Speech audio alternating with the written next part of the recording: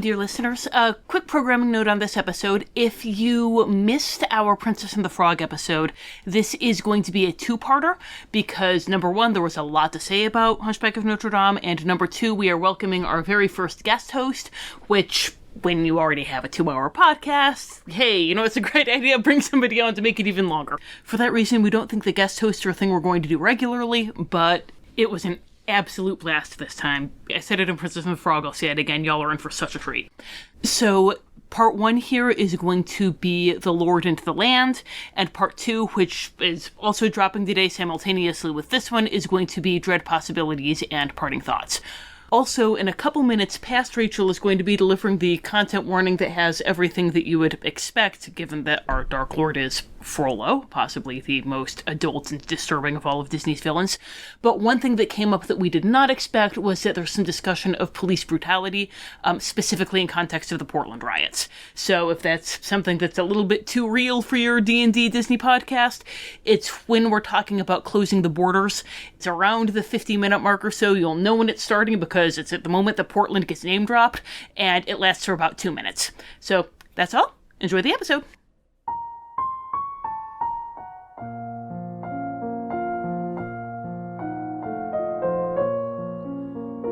The Wonderful World of Darklords. Report 10, Part 1. Notre Dame.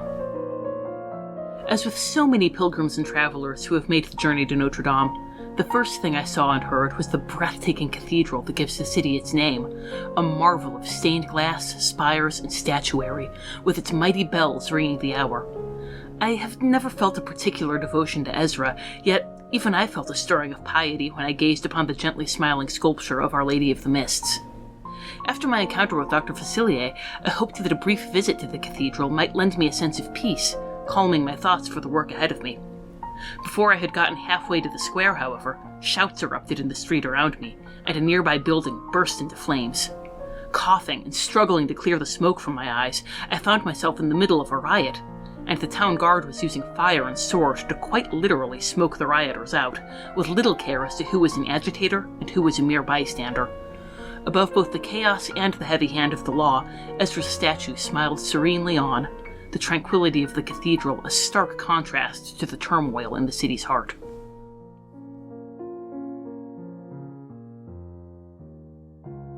Welcome to Wonderful World of Darklords. I'm Tom. I'm Rachel. And I'm Chris. What? You please keep the pause. By all means, you just have to as though I had crashed your podcast, and you're like, you're. Who are you? Of course, we're so happy to see you, Chris. Welcome, Chris, our very first guest host. Yes, very exciting. Yeah, very exciting for me too.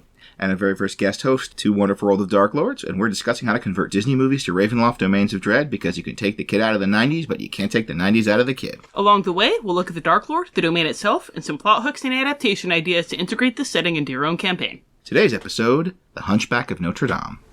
Happy Lent, everyone! Our previous one was the joyous celebration of Mardi Gras, and now we're in the most Catholic and penitential of seasons, so we had to choose the most Catholic and penitential of Disney movies. And Frollo does not approve of this Mardi Gras nonsense. Yes, indeed. So, Chris, why don't you tell our listeners a little bit about yourself and about why we could not, in good conscience, condemn Frollo to a hell of his own creation without inviting you along for the ride? Well, thank you. That's very flattering.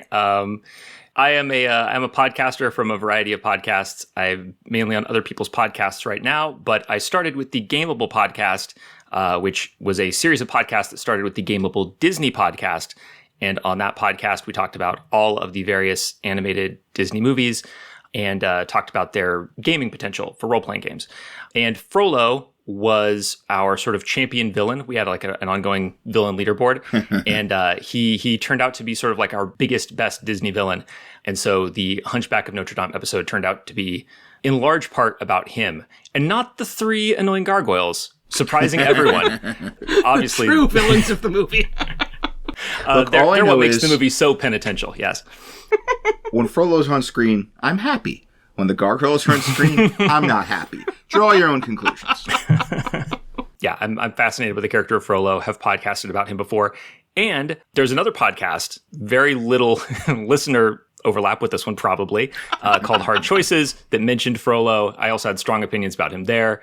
Adult listeners may wish to go check out Hard Choices, the Disney Villains episode, for that. Yes, Hard Choices are PG-rated, family-friendly version of this. You talk about how much you want to date certain characters. This is how we explain it to our children. Yes, I have mentioned this podcast to my children before. I'm a terrible mother. But so Kris was forced against his will to imagine being Frollo's boyfriend and has been raring to send him to Ravenloft ever since. And we were both huge fans of the game Walt Disney. That's actually kind of how we got to know Kris. We first started to communicate with each other. And it started as a parasocial relationship. Right, it became a social relationship. Yeah. And we said in the pilot that Walt Disney's we see this podcast as sort of a spiritual successor, that we want to do a lot of the same analysis and the same putting this story through the gaming framework. We're just much more Ravenloft specific. Yes. Everybody, if you haven't listened to the Gameable podcast, go do that. It's fantastic. It's very good. I mentioned in the pilot, every time I listen to it, I learn something as a writer and a GM. I'm going to embarrass Kris. Go listen to it. Especially the Hunchback of Notre Dame one. Yes. Thank you. I really appreciate that. And I think that this, part of what I really like about this podcast is that it's like what I wanted out of doing Gameable, but I don't have to do the work. Like, I don't have to edit anything. I just get to listen to it. And the Ravenloft perspective, because Ravenloft is it gives you such a strong lens to look at all these things. And it's one that I'm not super familiar with. As the listener may glean as we go, despite Rachel's efforts as a GM, I continue not to know one thing about Ravenloft, but I do like hearing other people talk about it. So yeah, it is a worthy successor to Gameable, this podcast. Well, thank you. I enjoyed it a lot. It's very sweet to hear. So, speaking of Frollo being the absolute worst of the worst when it comes to Disney villains, as they say on AO3, Frollo is his own content warning. Boy. Yeah, we are going to be talking today about a racist, genocidal, spiritually abusive, emotionally abusive predator. Am I missing anything? Physically abusive. Everything. Yeah, all the boxes on the police report. So we're going to try to soft pedal some of these as much as we can until we get to the aging up section. But there's only so much of that you can do while still talking about Frollo. Most of the time, there's sort of the subtext of some very adult content and themes. And that means for a lot of the majority of the podcast, we can just kind of be vibing the subtext. This is not that podcast. This is not that movie. We talked about in our Beauty and the Beast episode that Beauty and the Beast has a lot of subtext that Notre Dame makes text. And part of that is Gaston has a vibe, but it's just a vibe. Frollo, it is not just a vibe. And we are going to, for most of the episode, it's pretty much going to be Strahd levels. Strahd also has this very, stalkery vibe to him. I know there are some people who cannot play Curse of Strahd because Strahd reminds them too much of real-life horrible men. And if that's you, you're probably going to want to skip this episode. Yeah. If you're okay with Curse of Strahd, you're probably going to be okay with this. We'll get into more detail when we get to the aging up section about whether or not you're going to want to skip that. But that's about the level we're going to be sticking to in that area. Also, if you're listening with kids in the room, we can't promise that we're not going to ever say words that rhyme with textual before we get to the aging up section. Yeah. We normally try to keep that out. That's on Disney, all right? Yeah, that's on Disney. We were not standing there smelling Esmeralda's scarf, guys. That was all Disney. So, as much as we want to be dropping massive swear words about Frollo, we're not going to be doing that, but we are going to be touching on the adult content a little more explicitly than usual. So be warned if you listen with your kids in the room. It's just a blanket content warning for the whole thing. And then, of course, we will have the more specific aging up stuff. Yeah. And hopefully you've seen Hunchback of Notre Dame and know where we're coming from. Hopefully you've seen Hunchback of Notre Dame and will appreciate there being a content warning on this podcast, unlike the film, which if you had no concept of the original work and were just like, oh, like the next Disney movie in line, I'll get this for the kids, I, as a parent, would be upset. And speaking of content warnings, okay, so Hunchback of Notre Dame, one of the major themes that the movie, greatly worthy of admiration, picks up is prejudice and discrimination against the Roma. It uses language that is not really the correct language to use. Of course, you can make the argument that this is what many of the characters would be saying, but not all of the characters, and honestly, I don't think it's that intentional. So this is not a thing we want to necessarily make a prejudice against a real-world discriminated against racial group as part of our fun dork project. So we are going to talk about the Travelers, and that the Travelers, we're talking more about them later, but basically that's our version of the Roma, or what the book and the movie would call the Gypsies. Also, there's an obvious analog in Ravenloft, which is the Vistani, and there are some pros to having the Vistani kind of take the role of Esmeralda's people, the Roma, in this story, but once again, that's a whole other can of worms. So we'll talk a bit more about the Travelers later, but understand when we talk about the Travelers, when we use that term, that is who we are referring to in our version, our Ravenloft Ted version of Hunchback of Notre Dame. If you are listening to this podcast, we hope you've seen Hunchback of Notre Dame, and if not, you should watch it. It is a very good movie with a couple of asterisks, and it is really fascinating, especially, I think, as a cultural artifact of a particular point in the Disney Renaissance. And if you are our age, you probably remember seeing that, and you remember having it blow your mind, because you can argue this is the most adult, in a lot of good ways and bad ways, of the Disney Renaissance. And a big part of that is the character of Judge Claude Frollo. And that is one of the people we first thought of when we were coming up with doing Dark Lords based on Disney characters, because he is a person with such psychological complexity. He makes an excellent Dark Lord, which is why he is our Dark Lord. And we will talk more about him as a Dark Lord in the section we call The Lord.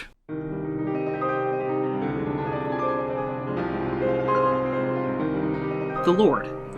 After I assumed gaseous form and escaped the guards, I was able to begin my survey of the city.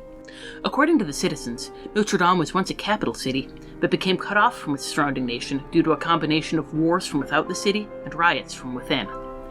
I have my suspicions on this front, but I will hold them until my analysis of the city itself. In any case, during the chaos, Judge Claude Frollo took control and proclaimed himself the Viceroy and Warden of Notre Dame.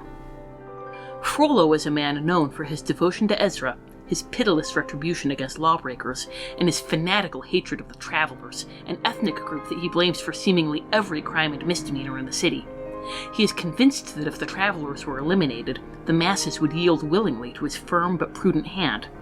Given his disdain for the masses themselves, this seems unlikely. There is one particular Traveler whom Frollo pursues above all others, a dancer named Esmeralda. I am uncertain of exactly what Esmeralda did to earn the Viceroy's ire. Beyond vague accusations of witchcraft, the only concrete charges were freeing a prisoner and inciting a riot, and the latter is almost commonplace in Notre Dame. But those suspected of aiding or abetting her are subject to torture and execution. In theory, any criminal who provides information about her whereabouts can have their sentence commuted. Given the dearth of freed prisoners, I doubt that Frollo has ever made good on this promise.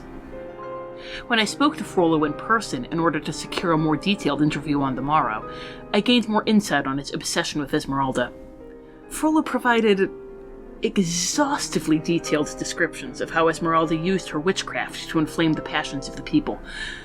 I suspect execution is not the only fate he has in mind for her. So once again, sort of unusual for us, the actual villain is the villain, though I think we've had a good run of those. I think we're done with our destroying D is for deconstruction. Yeah. And as you mentioned, this is one of the great villains, and we are doing a thing we do with a lot of these, because most of them end with the villain falling off a cliff, screaming, and disappearing into the unknown, and that doesn't work for a Dark Lord. And this is another one of those, the villain 1AU, which, as I mentioned, is most of them. And this isn't as comprehensive a change as we've done with some of these others. This is almost like what we did with Lion King. We're sort of taking this particular point in Act 2 where the villain, where Frollo is ascendant, and we are kind of saying, and then that for like a year. And there's a couple of tweaks we're making to the backstory to kind of explain that.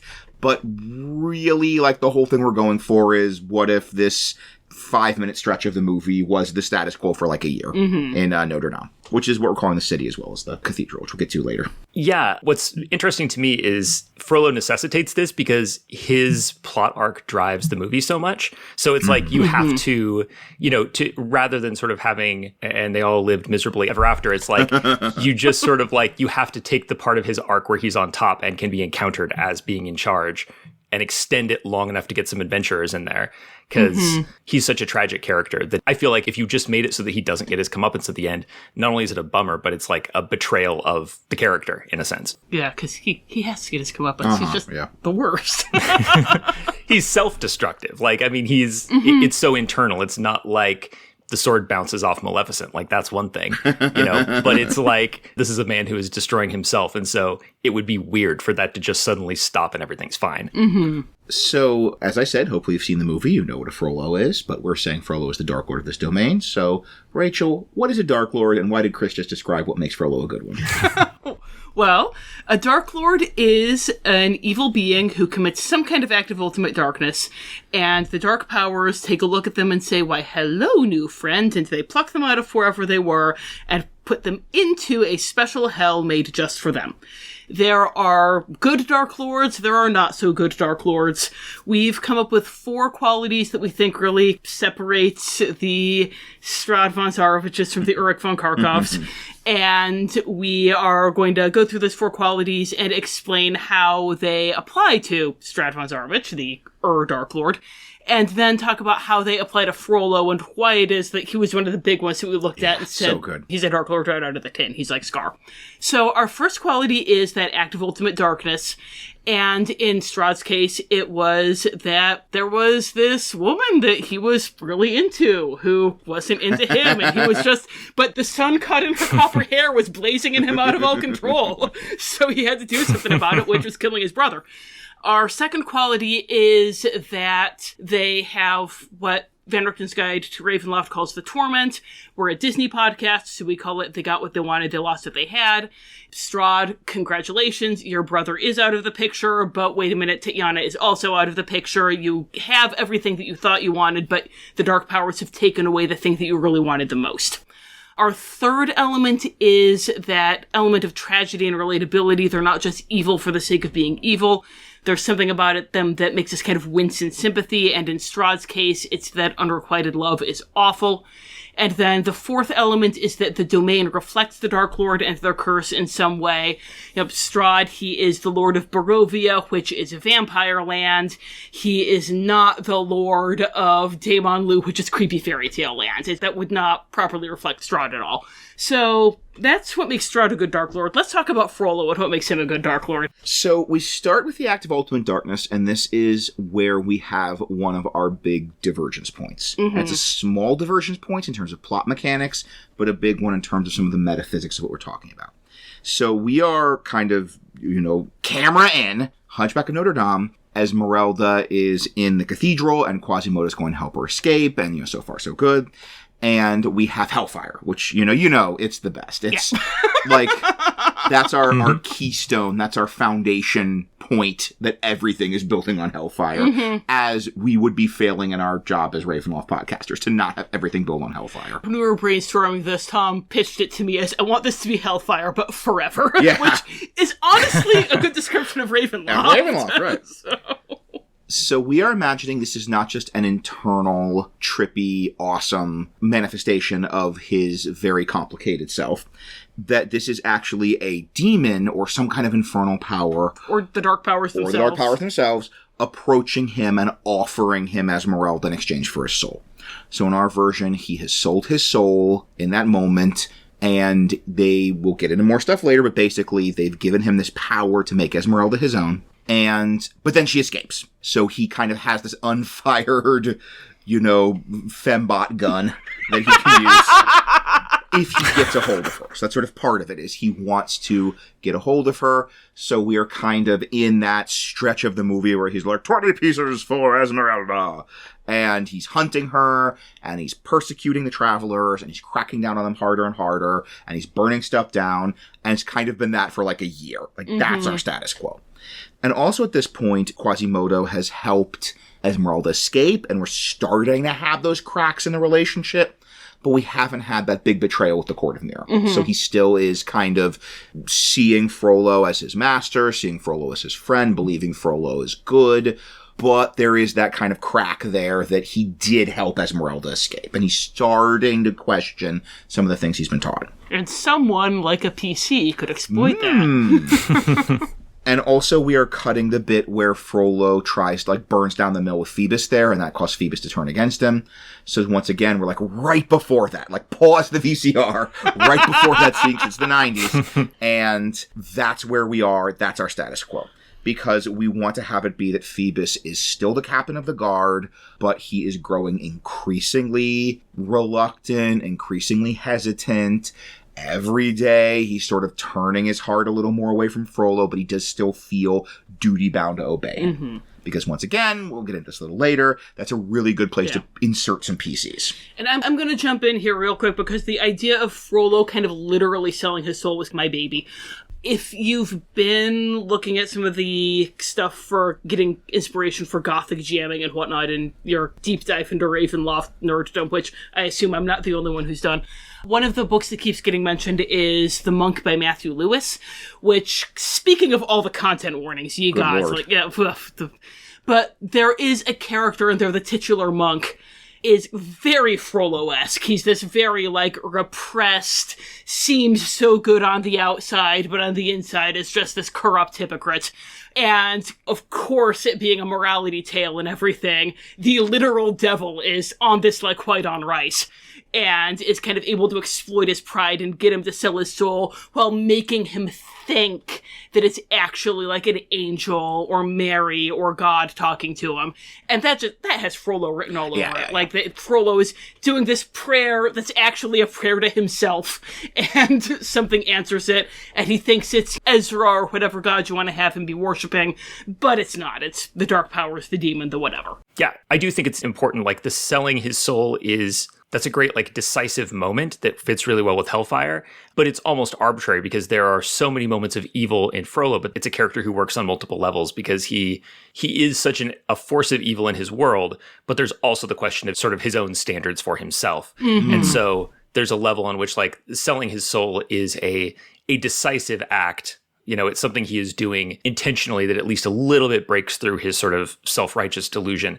Whereas some of the other things he does are floating around in an area of, like, uncertainty about how wrong he knows he is and how much he's successfully deluded himself. And so that's why it's like, because when we were discussing this, I was thinking, I mean, he's already raised Quasimodo in a horrific way by this point. Mm-hmm. You know, he already is guilty of a tremendous amount of self-righteousness and hypocrisy. The genocide's been happening for a while. Right. Yeah, torturing people.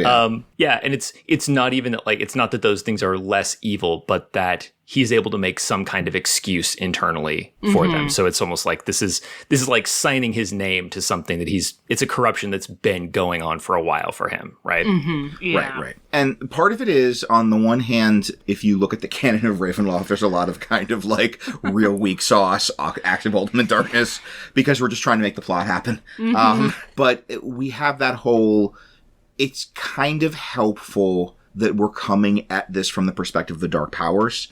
And these aren't necessarily agents of morality as much as they are agents of torment. Mm. And that sort of the act of ultimate darkness, it's not even necessarily what we would say is the objectively immoral action, as it is kind of the perfect moment to snap the trap for maximum, like, torment of this person. Because, like, that's their objective, right? Like, this, you know, on the one hand, just, this is what we want to do. This makes the movie work.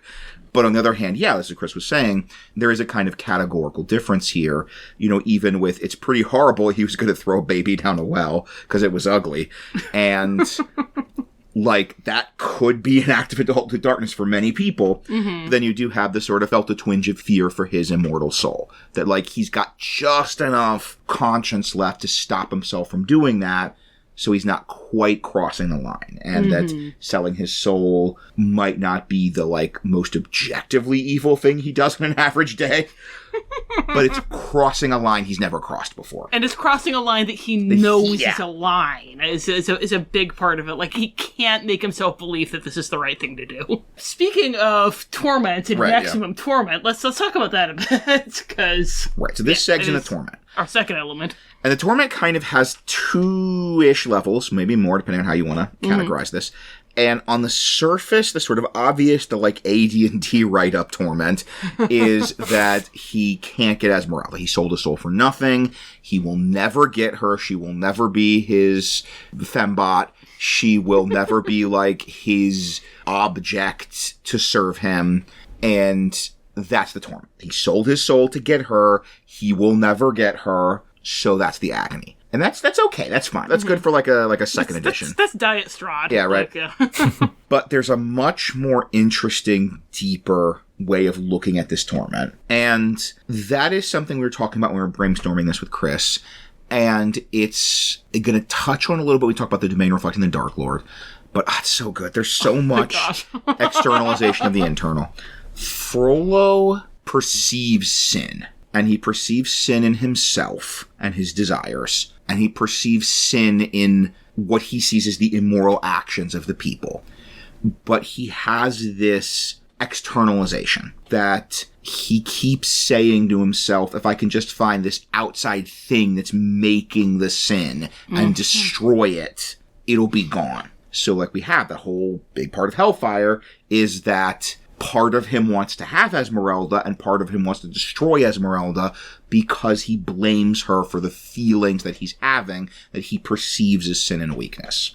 So that torment is that it'll never work. No matter how many people he burns at the stake, no matter how many moral laws he makes and what he bans and what he forbids and how many informers he pays to tell him when people are whistling on the Sabbath, that there will always be sin. And there will always be sin in Paris, and there will always be sin in his heart. And he will just more and more, he will kill whoever it takes till he stops rubbing the scarf against his face. And that's never going to happen, ever. So he will, every day is that torment, and that's delicious for the dark powers.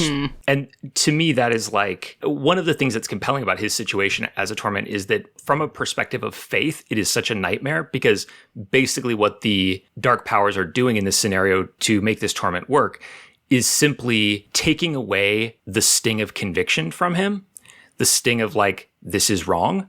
I can tell like the absence of God in what I'm doing, so that he's allowed to just freewheel in his self-delusion. He thinks he's on this quest to eliminate sin. And if he were not being sort of just so subtly prevented from realizing that he's on the wrong path, he maybe could realize, but his continued ability to believe that he is righteous in this, that little blind spot is enough that, you know, he can just get worse and worse and worse and continue to think that he must be almost there to the point where he somehow achieves sinlessness from this worse and worse behavior. And it's got the great parallel with the city. And we'll talk about this more, the setting stuff, but the city, he sees immorality, he sees what he perceives as vice and sin and drunkenness and all that. And he blames the travelers, and he's like, oh, if I can just find the Court of Miracles, if I can just sort of burn this corrupting influence, people will be righteous. Like, he can't get the people of the city to behave correctly. He can't get his own heart to behave what he sees as correctly. And in both cases, it's about destroying what he perceives as the external cause of that. And that'll never work, and it's delicious. It's a thing that comes up in self-help stuff a lot, of the, if you blame everyone else for your problems, it's, you know, obviously it's bad because you're making everyone's life miserable, but it's also bad because you're making yourself miserable because ultimately you can't control the actions of others, but you can control your own actions and kind of your own reactions to things. And if Frollo just were to accept this fact and say, okay, I need to like get a handle on my own heart and like work on these feelings, then if I don't want to have these feelings, then I need to work on not having these feelings, then he could do that. But since he's externalizing everything, no, it's Esmeralda's fault. She's the one doing this to him. Well, he can't control Esmeralda. He can't stop her from being beautiful and not wanting anything to do with him. So he's always going to be trying to stop other people from doing things, and it's never going to work because he's not going to where the actual problem is, which is inside himself. And this is a good segue to our element of tragedy. Which, Chris, why don't you talk about this? Because we've been talking a lot, and so this is something that you've had going on in your head for like a decade now. So. Well, first of all, it should be clear to the listener that the reason that they are talking more than I am is because they have been doing a lot of the work on this, and I have been like coasting on the script that they've written. So I'm interjecting the occasional point. I'm not being crowded out of this conversation, just so everybody knows. No, I will definitely talk about this. Thank you for thinking of me, by the way, for this segment. We can all relate to Frollo because all of us are. I just realized that's kind of a backhanded compliment. Yeah, right. Why don't you tell us about what Frollo, how much you like him?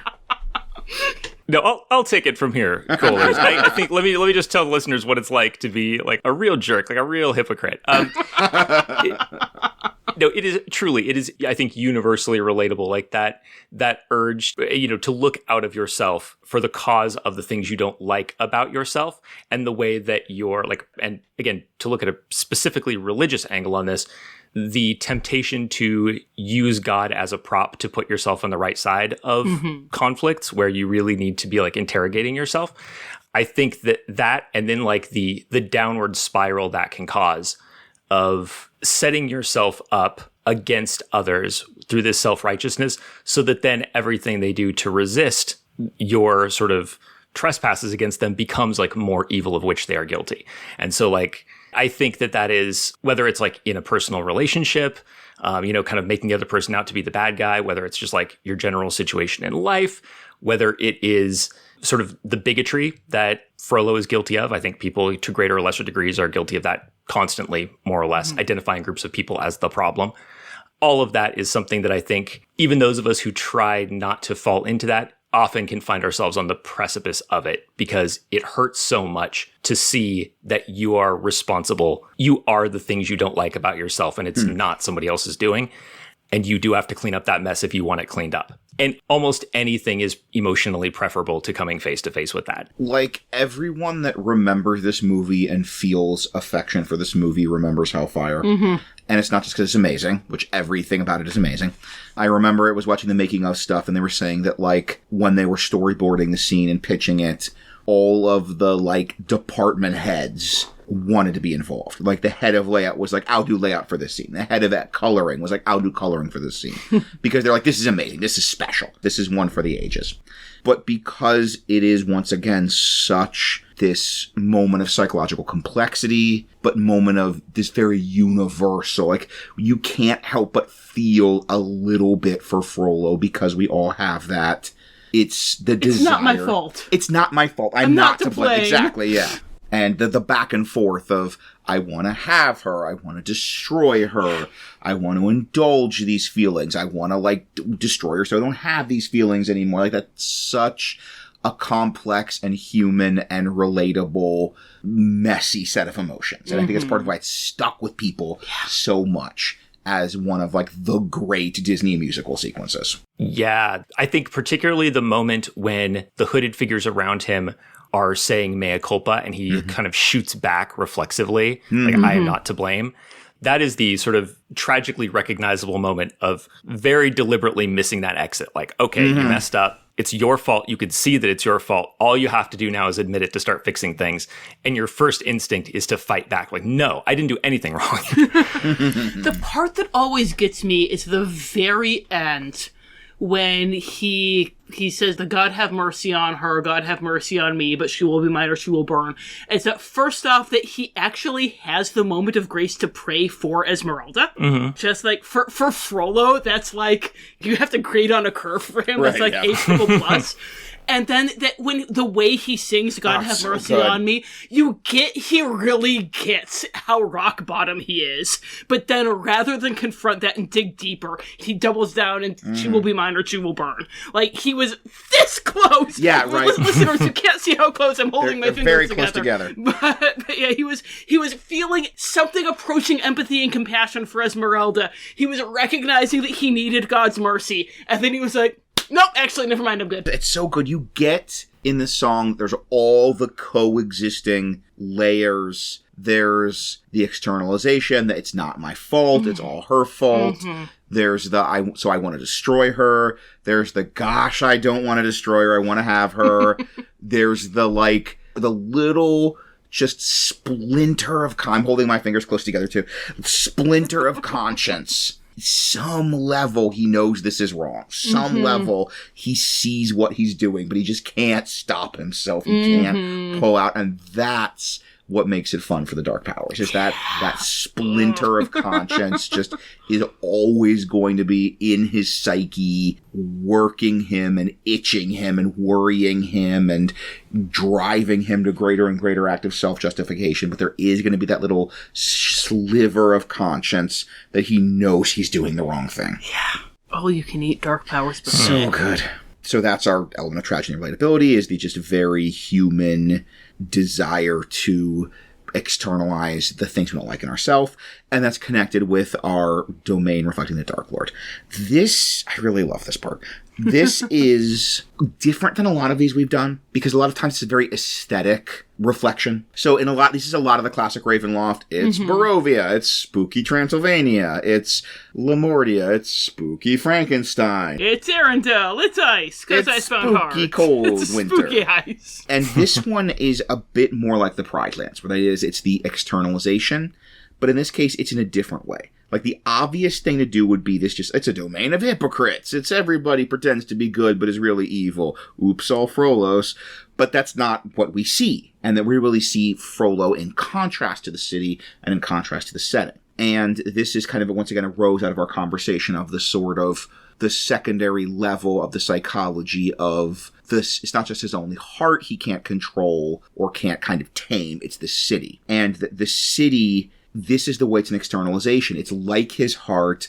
It is full of people that refuse to behave correctly. And it is full of people that continually sin in his eyes. And he blames this external source of the travelers. He explains the Court of Miracles.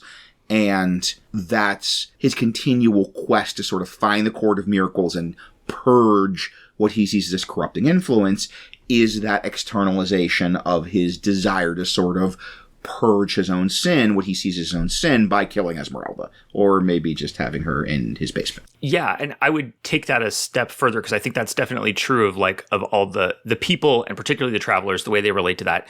You were talking about that little bit of conscience within Frollo, which I don't know exactly how I would characterize that, but I think metaphorically you can see that in the cathedral, where it's like there is something that is sacred in the city, but it is falling into a worse and worse state. It is being sort of gradually desecrated by Frollo's treatment of it, because he is so driven. It's not enough for it to be authentically like what it is. He's not really willing to submit himself to it. Instead, he is on this mission to wipe out this sinful influence in the city. And so by like keeping Quasimodo there, his treatment of the Archdeacon, like his violation of sanctuary at the end of the story, all of these things, it's like metaphorically Frollo is kind of like, there's one good thing in Frollo, generously, and it's that little vestige of faith, which he is gradually destroying in the quest of what he's doing. I really like this point, that the parallel, I didn't think about this, it's so good, thank you. The sliver of conscience, and then we have the cathedral. And that is sort of the bit of this external holiness. And this even parallels with the beginning with you can never run or hide what you've done. You can never run from nor hide what you've done from the eyes. The eyes of Notre Dame. The very eyes of Notre Dame. And he's like looking around, the saints are looking at him, and he has that like twinge of conscience. And yeah, the paralleling of the cathedral and his conscience, once again, it's right there. Yeah. We're just living a little Ravenloft flavor. When we were brainstorming this, I had to leave the room for toddler duty at one point, and I was getting the updates on Google Docs, and we were remotely communicating with our brainstorming. But the thing that made me just start squealing from the other room was the image of the ants that Frollo was talking about, that the travelers are like ants and you're trying to smush them out one by one, but they're everywhere. And it's horrible and gross and awful. But then you take it, you say, well, it's also the image of this kind of describing his sins and the way he sees himself, and that he's trying to find some way to just like uproot all the sin from inside himself at one go. Except he's not trying to uproot it from inside himself, he's trying to uproot it from the city. And that doesn't work. And Frollo, you hot mess of a garbage pile. What are you doing? Yeah. So that segues into one thing with our backstory that we did leave out when we were discussing kind of our alternate timeline. And that's, since we are looking at this having lasted a long time, that we're kind of in the 3 minutes after Hellfire for at least a year, possibly more, we've rolled back around to the time when the Feast of Fools would be happening again. But Frollo's decided this is a time of just, it's too much chaos, it's too much revelry, it's too much opportunity for sin, so he's actually banned the Feast of Fools. But the problem is that the Feast of Fools is a pressure valve. There's a reason why the liturgical calendar has stuff like Mardi Gras in it, because, you know, even if you have just the most negative possible view of the Catholic Church, it recognizes that you need a Mardi Gras before your Lent. Yeah. And Frollo does not realize this. He is just, he's all banned Lent the feast all Lent all the time, which is why we're doing this for our March episode. Exactly. So the Feast of Fools has been banned. And so all of this time when people would normally be able to let out this pressure in a harmless, fun way, they can't. And it's just building and building and building, so everything is getting worse. We're going to talk about this more when getting into the setting, but we're really going to be digging in this idea of order and chaos. Mm-hmm. And the Feast of Fools is fascinating to look at as a cultural thing and as a kind of contact point between those ideas of order and chaos, that it is, as Rachel said, a kind of pressure valve, and that it is almost like ordered chaos. Mm-hmm. Like, it is chaos, but it's chaos that's like on the calendar and has like a start point and an end point. And the fact that you can look at that as a sign of a very healthy society, but that of course, healthy and Frollo don't exist in the same solar system in any context. So of course, Frollo is going to take this kind of necessary compromise to the sort of impulse to chaos and the impulse to rebellion. But Frollo's great at compromise, honey. What are you talking about? He's good at compromising. He's going to take that thing that has, existed for centuries as this kind of mutually agreed upon pressure valve and be like, no, it's sinful, it's terrible, it's gone. It's going to make everything better if we ban that. And spoiler alert, it's not going to make everything better when they ban it. I really love this detail because it points out the sort of the failure of imagination and the failure of like basic understanding of his faith that Frollo's trapped in. Like the image with the ants. It's like, this is for the ants. That's the point of having this, is because, it's for the people of the city. And the fact that you're trying to wipe them out so you can have a perfect cathedral is like, it's such a basic misunderstanding that it turns the tenets of his entire faith dark. And in the same way, this Feast of Fools thing, it's like Frollo's unwillingness to acknowledge that human beings exist and are human beings it dooms him completely. Like, there is no possible success scenario for him. And the best he could hope for would be desolation, because nothing will ever meet his standards until he has destroyed everyone that he is supposed to be judging on behalf of. Yeah. That's so good. Speaking of him destroying people, let's talk a little bit about how we present him as a Dark Lord. So we start with the base stats, and that is, we're going to use the base stats for Cult Fanatic. This was really hard. Frollo's he's not very D&D. He's not very D&D. So we're starting base stats for Cult Fanatic and then adding a bunch of abilities. So we're adding, obviously, fire-based spells. It is nice and a good sort of tip for building this character of, like, how do we take a D&D character and make them more Frollo-like, and also something you'd have a boss fight with, and not just sort of a very skinny old man who you could hit over the head pretty easily. Well, no, in Frollo's defense, skinny old man you could knock out easily is like one or two whole character classes in D&D. This is not a new problem. That's fair. And so, obviously, first is the fire. That, he has this obsession with fire, this obsession with burning, the constant imagery of fire, the idea of, like, the purifier and the destroyer, and this is kind of what Kris was saying, this sort of almost his ideal is to burn everything down to ash, and thus it is purified, but thus it is also destroyed, and there's nothing left. So we give him a bunch of fire powers, right? Like Burning Hands, Firebolt, like a bunch of fire spells. And we also added some intimidation, and we added the Gesh spell. We're pronouncing it right this time. Unlike Frollo, we learn from our mistakes. So, because he does have this authority, and one of the big powers he has is his authority over the city and over sort of the law and the guards and the soldiers.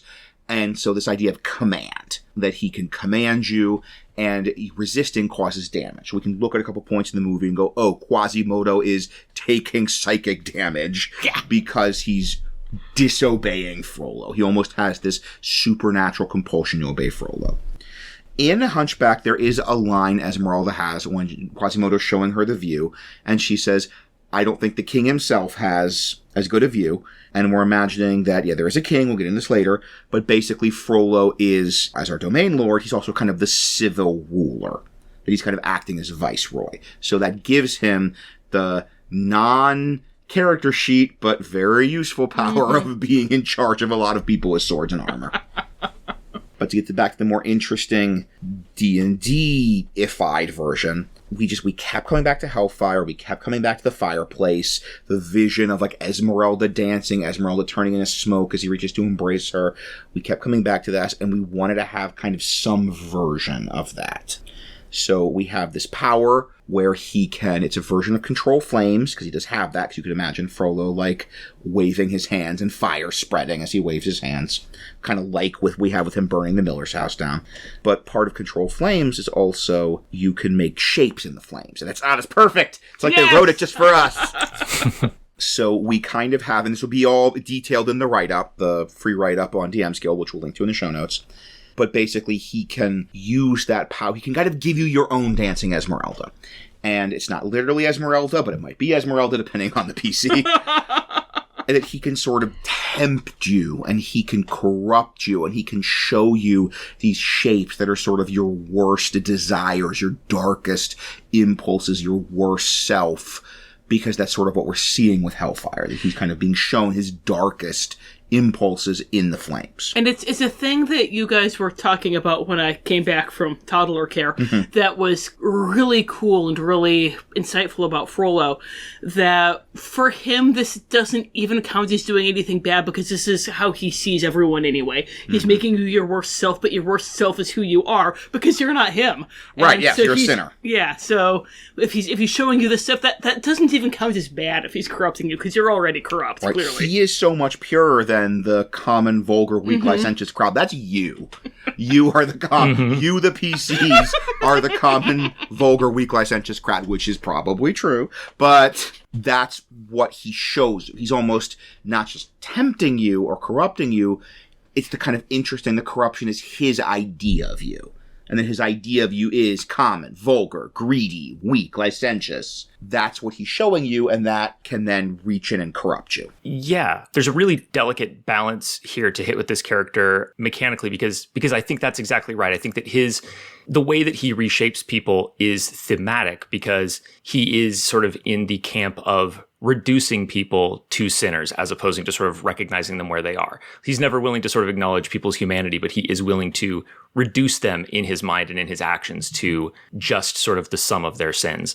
So you want mechanically for him to have that corrupting ability, but at the same time, the whole thing about his torment and his frustration, the way that he relates to the people, is you don't want him to be able to truly dictate. Even though he is a character who's driven by control, you don't want to give him a power where he can just mechanically control people, because right. While that might work for a different character, for him, it's intrinsic to him and his story that he can't do that. So I think that the Hellfire ability had to be really carefully balanced to make sure, and the Gesh that he has, you don't want to put certainly a player character in a position where you just have to do what Frollo tells you, but it's important that Frollo be able to put you into a position where his presence sort of brings out the worst in you, because that is sort of what we see him doing to people in the film. And kind of part of the heroism is resisting that, even when that is a difficult path to kind of reject this corrupting judgment that Frollo is putting on you. So yeah, I'm very happy with the way that the Hellfire ability turned out. The corruption, that's easy to say, he corrupts you. But how to recognize that mechanically was very tricky, because a lot of the spells are you're charmed or you're commanded, and there isn't a spell because this is very abstract. You're the worst version of yourself. You could do something like an alignment shift, but that's also very abstract. So what we ended up deciding was actually finding in the DMG, there was the madness table and there was the indefinite madness. And a lot of the short term and long terms are much more you're banana boats. You're rolling around on the ground, clucking like a chicken. But with the indefinite madness, they wanted it to be, and I respect this decision, you can't play this character anymore in an adventure context. Which was a real problem with madness checks in Old Ravenloft. But that is another story and will be told in another time. Yeah, right. But I appreciate they're okay, we don't want this to be you think you're a little chicken in a hat. And so Please tell me that's a real man. I didn't look too closely at those. So they didn't want to have it be that, like, yeah, your character's basically useless now forever, unless you get, like, a greater restoration spell. So a lot of the indefinite madness table is like, yeah, you're a jerk now. So they have ones like, drinking is the only thing that keeps me sane.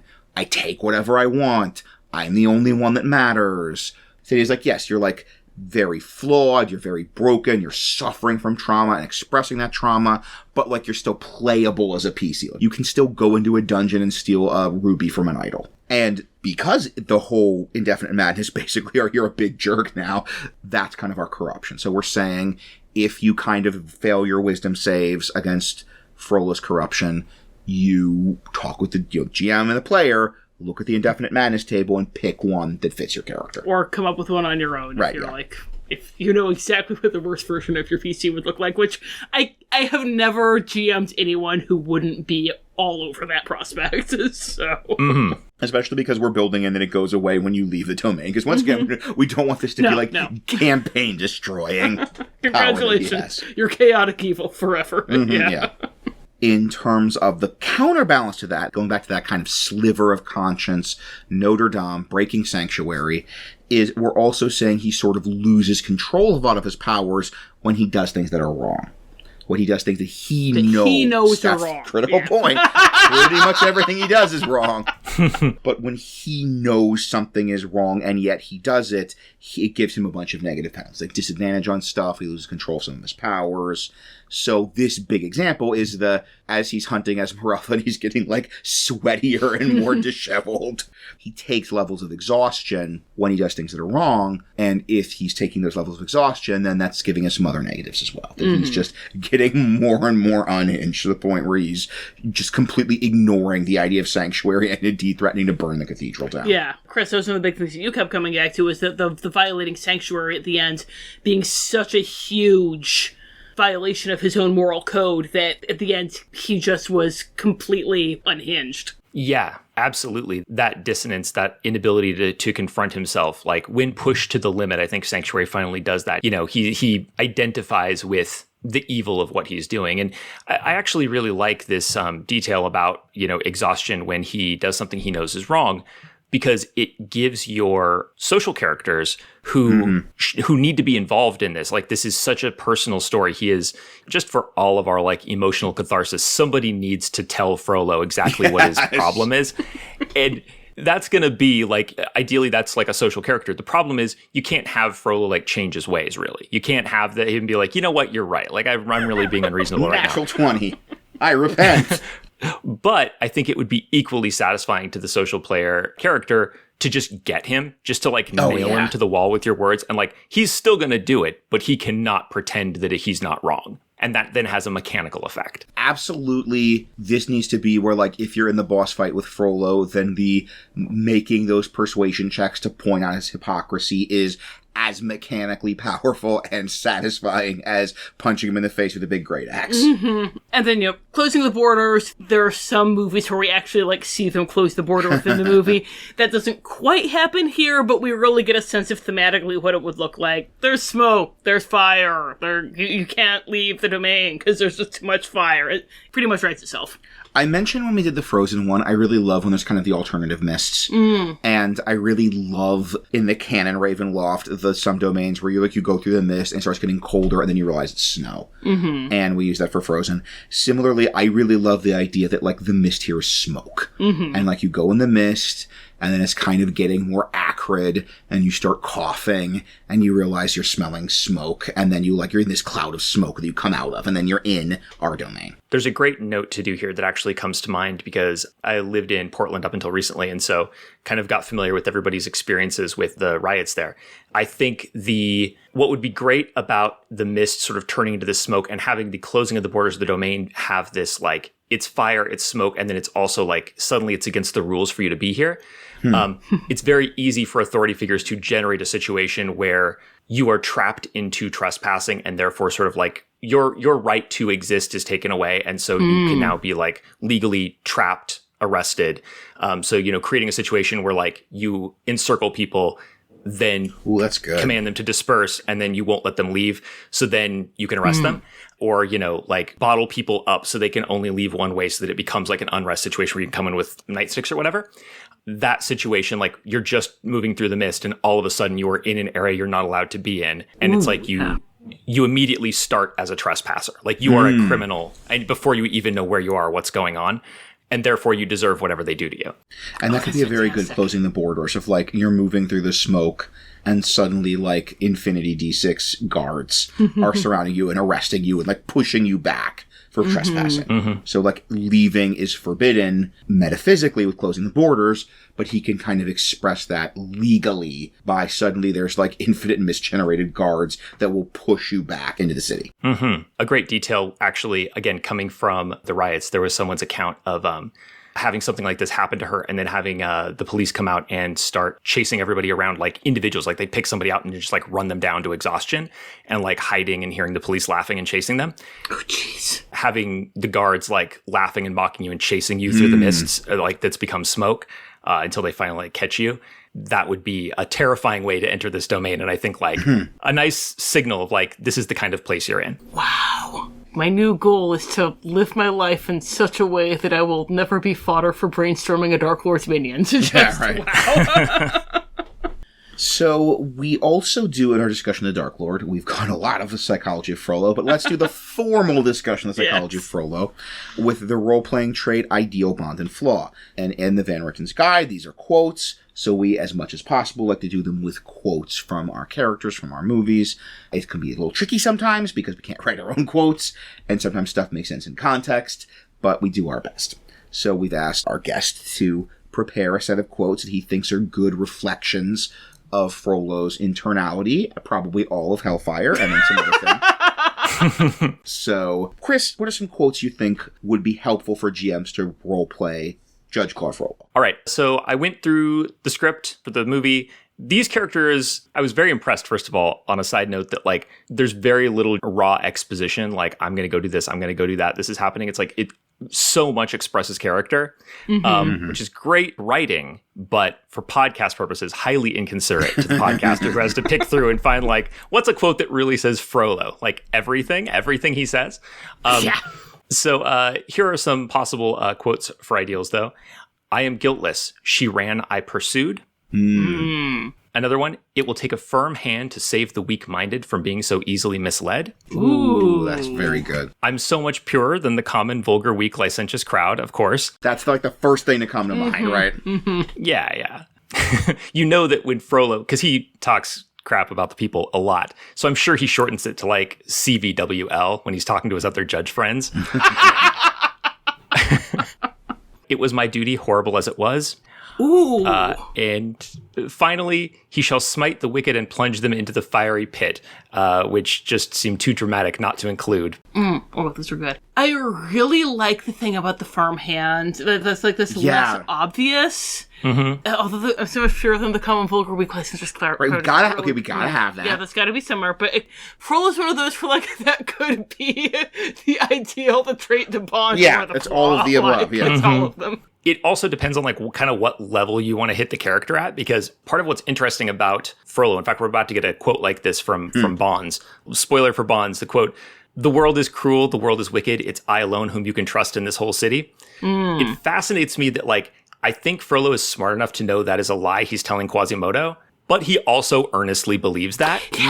And so he's a character with levels. And so if you're picking his ideal, I think it depends on like, for your own home game as a DM, how deep do we want to get into his psychology? Like, does he really believe this is my sort of horrible duty and I'm sad to have to do it? On some level, he feels that way. But we also know that he has a passion for what he's doing. It is not a sad duty to him on a deeper level. But how much does he realize that? How much do we want to get into that? So it's complicated because of the layers of self-delusion, I think. I think for the ideal, I'm leaning toward the, like, it takes a firm hand. Yeah. Because that's so much the kind of guide star. You know, this is the ideal is like, what is the thing that guides their actions? What is the thing that guides their decisions? And that everything about him is that belief that what he's doing is sort of saving the people and saving Paris and uplifting them. Yeah, because I'm so much purer than the common, vulgar, weak, licentious crowd. That's really good, but like from a GMing perspective, it's like that's not as specific as how does that translate? You know, how is he like living his purity in his day-to-day life? His, purity, big air quotes.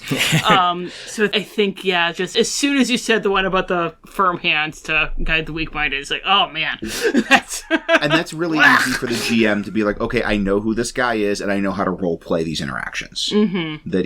This belief that it takes a strong hand to guide the weak-minded and blah, blah, blah.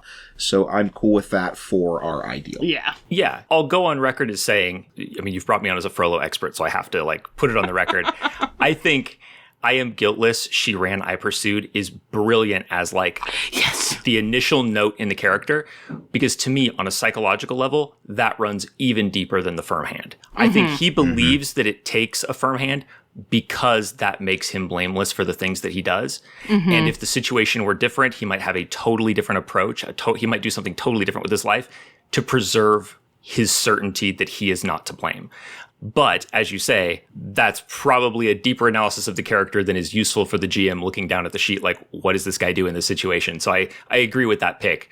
For me, though, I would be keeping in the back of my mind, like, whatever happens, Frollo, he will always contort his reasoning somehow to make it so that he is not to blame. 100%, yeah. And I think the big thing with that one is that you need the context for it to make sense, unfortunately. Because that is... Oh, this is really I want to use it because it's so perfect, but is that too specific? The I am guiltless, she ran, I pursued. Who ran? Yeah, who ran? Who pursued? What is the guilt? Oh, that's what's so brilliant about it, is because he's saying it about Quasimodo's mother at the beginning, but it's a foreshadowing of Esmeralda. And that's why, to me, the abstract torment is so much more powerful than the specific one, because Esmeralda kind of could be anybody. This is a situation Frollo's going to end up in because he's one of those people who's going to say, they brought it on themselves. They transgressed in some way. They shouldn't have been there in the first place. I feel like he's been in this situation with a lot of people, and probably a lot of women. That's the vibe I get from Frollo. Yeah, we were talking about possible AU stuff. He clearly has a thing for travelers who could do an AU where he's Quasimodo's dad. What about... Because I never made that connection with the foreshadowing Esmeralda. And in that case, the she can be a little broader for our domain, because that is kind of a big thing he's doing. What about that as a role-playing trait? Oh, interesting. Because, once again, that could be the GM's, how do I role-play this character's, basic interactions with people? And I feel like... And it's so black and white. Right, yeah. So... I am guiltless. Yeah. Boom, boom, boom. This is my airtight case. Mm-hmm. I mean, that's a great way to play lawful evil. A lawful evil that is in self-denial is you do bad things, and then whenever you begin to question that maybe those are bad things I'm doing, you say, no, this isn't about evil. Doesn't even matter what I wanted or did. The law is the law. They were in the wrong. This is their fault, not mine. It's very clear. It just so happens every time none of it is my fault. Crazy. The fact that I chased a woman carrying her baby and then she fell and died and I tried to throw her baby in a well, obviously totally on her. Look at her lying there. Guilty as sin. She ran. I pursued. Yeah. If you're all right with us just preempting all the traits you painstakingly came up with, then No, by all means. But I'm so curious what you have for Bond. Yeah, really. Because this is... the bond is what is the most important relationship the person has, and what does it mean to them? And I'm so curious what you came up with for that. Yeah, this one, even more than ideal, I feel like it is up to, we're going to choose an official kind of canonical one for the character, but I would change this based on what I plan to emphasize at the table. But the ones I got for this are the one I said before: the world is cruel, the world is wicked, it's I alone whom you can trust in this whole city, which is a twofer because it gives you the relationship to Quasimodo and the situation with respect to the city. The next one, if you really want to focus on Quasimodo, even this foul creature may yet prove one day to be of use to me. I think that's one that goes specifically to Quasimodo, but also is a little bit of a cheat because Frollo is really in the business of leveraging quote unquote sinners for his quote unquote righteous purposes. And using people in general. Right, yeah. His approach to a baby is... That baby may some baby of use to me. And that even connects with his whole, I am righteous and what I am doing is righteous. Sort of the only thing that matters is my crusade. So thus it's fine to think of people in terms of their utility to that crusade. Yeah. And it's fine to simultaneously blame someone for something and then also provoke them to it and use them to do it. I mean, he wants Esmeralda to sin with him, but it's like, it's okay because she's a sinner. So it's fine. Mm-hmm. The next one, if you want to emphasize the relationship with the travelers, their heathen ways inflame the people's lowest instincts and they must be stopped. That's really good. If you wanted your player characters to become the focal point in a personal relationship with Frollo, which sounds like tons of fun, you can give them a kind of a wild card. You will pay for this insolence on the theory that basically his deal with Esmeralda is about the fact that she stood up to him, that she defied him. And so if you wanted to play this in a way where when a PC walks up to Frollo and acts like a PC, they are going to become like his obsession, that would kind of give you a way to do that. That would be fun. Yeah. And then the last one, I'll find her if I have to burn down all of Paris. If you want to steer into like the obsession is with Esmeralda. And again, this one's a little bit of a twofer because it also gives you like, this is the relationship to the city too. The city is expendable, you know, while I'm sort of hunting my quarry. I like I'll find her if I have to burn down all of Paris because I feel like it's also a threefer that like he feels like she's the one responsible for his sin. And he's going to root out this external thing that he thinks is responsible for his sin if he has to kill everybody in the world to do it. Especially kind of with our AU and our version. The fact that we have that, I'll find her have to burn all of Paris, like that's been the status quo for like a year. So true. That's going to be in our version, and in so much that the PCs are going to encounter him, it's probably going to be in the context of him doing horrible things to find Esmeralda. And part of it is to kind of consummate this demonic pact he made and hopefully have her. And part of it is that sort of guilt driving him to, well, if I can just destroy this external thing, I'll purify my soul. So I'm good with that. Mm-hmm. I'll say that I know we're going to talk a little later about different ways of using the character. If you were going to introduce him before, like if you were in the ideal scenario where you've got players who don't know who Claude Frollo is, giving him the world is cruel, the world is wicked, etc., would be a great like bond to give him before the players know that he's the bad guy, because then that like flips the bond on its head afterward, because it's like, oh, we've come to this, you know, a horrid, like scummy town, and fortunately there's this one righteous judge who's going to help us out. And then once you get to know him, you realize like, oh, that's like he thinks everyone else is the problem and does not see that, you know, he is the source of this. Floss. Oh, this is really our Jack Skellington kind of moment of just cornucopia of a veritable court of miracles of... Dear listeners, welcome to our 5-hour podcast. Yeah, right? We're going to go through every line Claude Frollo says and explain why it's his flaw. Yeah, I did not put very much into this because there's one line, and that's clearly the thing in my mind. Even though it's extremely on the nose, this burning desire is turning me to sin. There it is. Because it gives you the desire, and it gives you the fact that he is aware of the conflict within himself. That gives you his torment, that he has this desire, he sees it as a sin, and he knows that it's pulling him in. And it also gives you, he blames temptation for his own corruption. I feel like it has to be that. There are others. I actually think that, again, if you wanted to slow burn him a little more, look at that disgusting display would be one where you could like, he can never quite help but like stop and look. Yeah. He does have that sort of, those leering eyes of the censor where he always wants to really like get his hands on the thing that he has contempt for.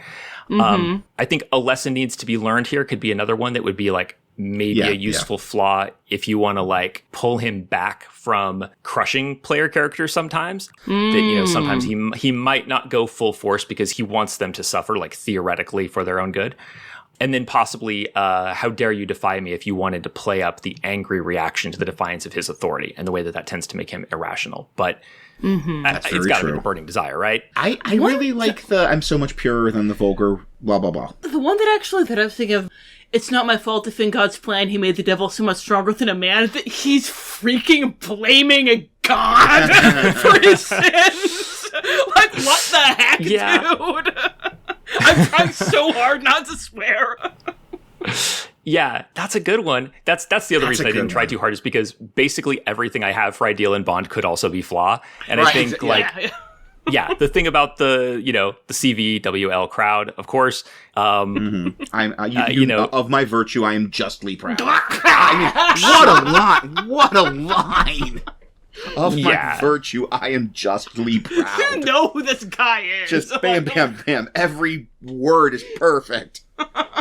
And it does depend, too, like, talking about context, it depends on how well you know the character, because some of those lines, I mean, only the fact that they're a flaw would betray out of context that they are flaws, because it's Frollo talking himself up. And it's only when you realize, like, who he is that you see that this represents such a deep flaw in him. But, yeah, I don't know. To me, it's the burning desire, but I am open to basically any of Frollo's lines. As if you know how he says them, all you have to do is see them on the sheet, and you're like, oh yeah, this jerk. I'm thinking about the utility for the GM, and it's not just the touch of psychology. We just, as much as it wants to be Frollo cast, where we talk about Judge Claude Frollo's complex psychology. Like, what's the GM doing with this? And the big thing, I think it has to have some element of him losing control. Because that's going to be the big, where the character sheet is going to inform the GM role-playing Frollo vis-a-vis the flaw. That it's not just, yes, he has this internal flaw that might come out in, like, dialogue, but this whole, no, this is the thing that will drive him to irrationality, will drive him to make mistakes. The PCs can trigger his conscience, can, like, make his hair get all disheveled. I think that is actually part of why this burning desire is turning me to sin is good, is because it specifically points out the possibility of him violating his own standards, which is like the key thing. You know, anything that expresses like his self-righteousness, his pride, all that stuff, that is like, you know, that's his everyday sin. But this sort of like, this burning desire is turning me to sin, that telegraphs to the players in the GM, like, this is a guy who, if he wants it bad enough, he's gonna like get off his high horse enough to like do something nefarious that he knows is bad, really. This is the sin he brings up for special occasions. Or even just, this is, if you're role-playing this scene with him, this is kind of, you make your wisdom insight checks, and this is how the bard can get under his skin.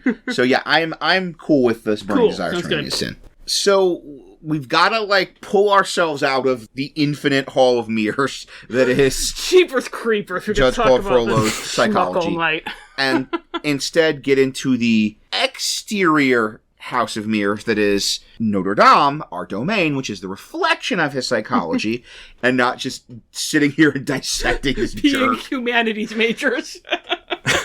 In our section we like to call The Land.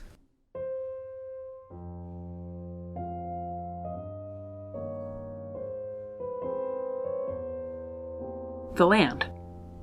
As mentioned, the people of Notre Dame believe themselves to be part of a larger nation from which they were cut off. However, once one gets past a few miles of farmland surrounding the city, there is only the mist. The people are certain that the mist will lift eventually, when the war is ended, or when all raise their voices in prayer simultaneously at the cathedral, or when the last traveler is executed or banished. And because of Ezra's link to the mists, some of these stories have taken on a nearly apocalyptic bent. As for the people of Notre Dame, well, my patron accuses me of allowing my emotions to rule me, not realizing that certain personalities can try the coolest temper, but he should visit this land if he truly desires to see a people controlled by their passions. They can transform from a peaceful assembly to a bloodthirsty mob at a moment's notice, and the guards' heavy-handed attempts to control the violence only exacerbate it. Some say that things were better before Frollo cancelled the annual Feast of Fools, which provided the people with a needed pressure valve as they mocked the prig and shocked the priest. Others argue that if the city is already in chaos, reinstating a day of misrule will only make it worse.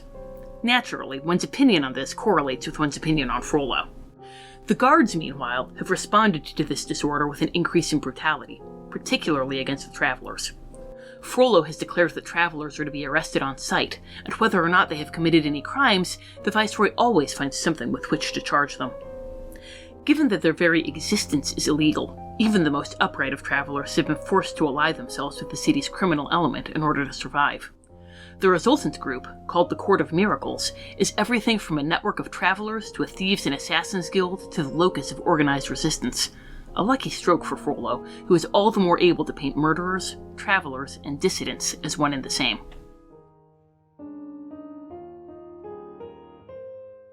So let's talk a bit about how we are seeing this world that Claude Frollo, who we spent such a long time discussing, interacts with. Because as much as we might enjoy just talking about this guy sitting in a chair, to gamify him, he needs to be in a space, in an environment to interact with. So we have what we're calling Cite de Notre Dame, or Notre Dame for short. We once again apologize for mangling our French pronunciations. We promised when there's German pronunciations, we'll do better. She'll do better. So we are imagining that before this was a domain, that it was the capital of a nation. And like we said, we know from Esmeralda's comment, the Quasimodo, that there is a king. But we don't ever see any kind of like royal presence. But we also know there was this thing, the wars, because Phoebus comes back and he's upset. He says, I was brought back from the wars to deal with like fortune tellers and pickpockets. So we are imagining that when Frollo commits his act of ultimate darkness, the mist kind of comes around the city and also kind of the surrounding farmland. Yeah, because we do see the miller's house burning. That's part of his domain. And the king was away. The king was dealing with something with the war at the time. And part of what gives Frollo all this power to abuse in the course of the movie is that he is the viceroy. That while the king is away, he basically acts as the king, because we do never see anything but complete legal power from Frollo. We never see any kind of objection, any kind of superior, any kind of legal code that limits his power. Mm-hmm. And so, this being Ravenloft, you have the weird mind whammy stuff. So, you know, they used to be part of a country, and now they're kind of a city and some farms and a lot of mist. But they assume it's something to do with the wars. That if you asked any of them, what about the other provinces? What about the king? What about the border, the rest of the nation? But it would give you some like mumbly excuse about the wars and then change the subject. I actually have a question about this. So the secular position of authority is viceroy. In this version, is Frollo an actual like religious figure within the hierarchy of the church? I know we're about to get to that stuff, but like, is that a dual thing, or is he purely a civic official? I'm assuming civic official, because that's kind of what we see in the movie, that they make him the judge and he's very much the state official. But it could be, you know, that's not the case in the original book or in literally any of the other interpretations. So I am very much open for having him also have this sort of ecclesial religious position of authority as well. Darn, I'd have to look up specific positions of the hierarchy of the Church of Ezra. I really would like him having some position of at least trust and probably authority in the Church of Ezra, because I almost feel as though he's a judge in name only in the Disney movie. Like, it's kind of only to avoid the offense of him being a religious official who is so corrupt, because his story is just so much better if he actually has this kind of religious vocation that he is like not only corrupt in holding it, but he is increasingly leveraging to serve that corruption. It's a powerful story that way. And it even makes sense with that he's not only prosecuting some of the civil stuff, like maybe, you know, thievery, but that he is so much the vice squad, the morality police. That there clearly is not the sort of separation of kind of law and morality. And so much of what he's using the power of the state to enforce is a specific moral code and specific moral ideal. All right, so I am looking at the Church of Ezra hierarchy. It's lie, baby. And we would be looking at him being either an anchorite, which is kind of the general term for members of Ezra's clergy, or one of the specific ranks is the warden, which is a priest who serves at a temple or wanders through the mist spreading Ezra's word, aka a PC. If we get any higher than that, then we start getting into them actually being like the pastor or monsignor of a church or something like that, and that's Notre Dame. He's not in charge of Notre Dame. That's the archdeacon's job. So he would be either an anchorite or a warden, I'd say. Yeah, that sounds right, too, because that way he's not, like, outranking the archdeacon or anything like that, but he also has that civic authority so that there's potential for a little conflict, and it does raise what is, to me, an interesting question about this area, which is, like, as the player characters try to acclimate, trying to figure out kind of who are the good guys, and on top of that, if we happen to be burdened with a lawful alignment, who are we supposed to be following, you know? Who is supposed to be in charge, independent of our opinion of how they're doing? Man alive, warden is just a great title for Frollo. Like, I could not have asked for a better title for I was like, description, what it is, whatever. Like, that term and that concept of a warden, of someone who's sort of a protector, who guards borders. There's always the impression of the use of force. Then you have a protector through force of arms. that would be like absolutely part of his self-image would be a warden. He is a warden of the people, a warden of the city, no matter how much the reality might play out. The only downside to that would be that if he were part of the church hierarchy, then he would be answering directly to the archdeacon. So maybe there would be something with if he were a warden and it were like the idea of, rather than serving at the temple, kind of being one of the more PC-ish wardens, that maybe he would be under the jurisdiction of one of the other Tourettes. They're the ones who are in charge of the churches. The other Tourettes who's outside of Cite de Notre Dame, and they can't reach them because the war, oh no. That's the nice thing about, like, being in a domain that's formed where your boss is somewhere else, is you technically have a boss, but basically, like, cosmically you don't. Yeah.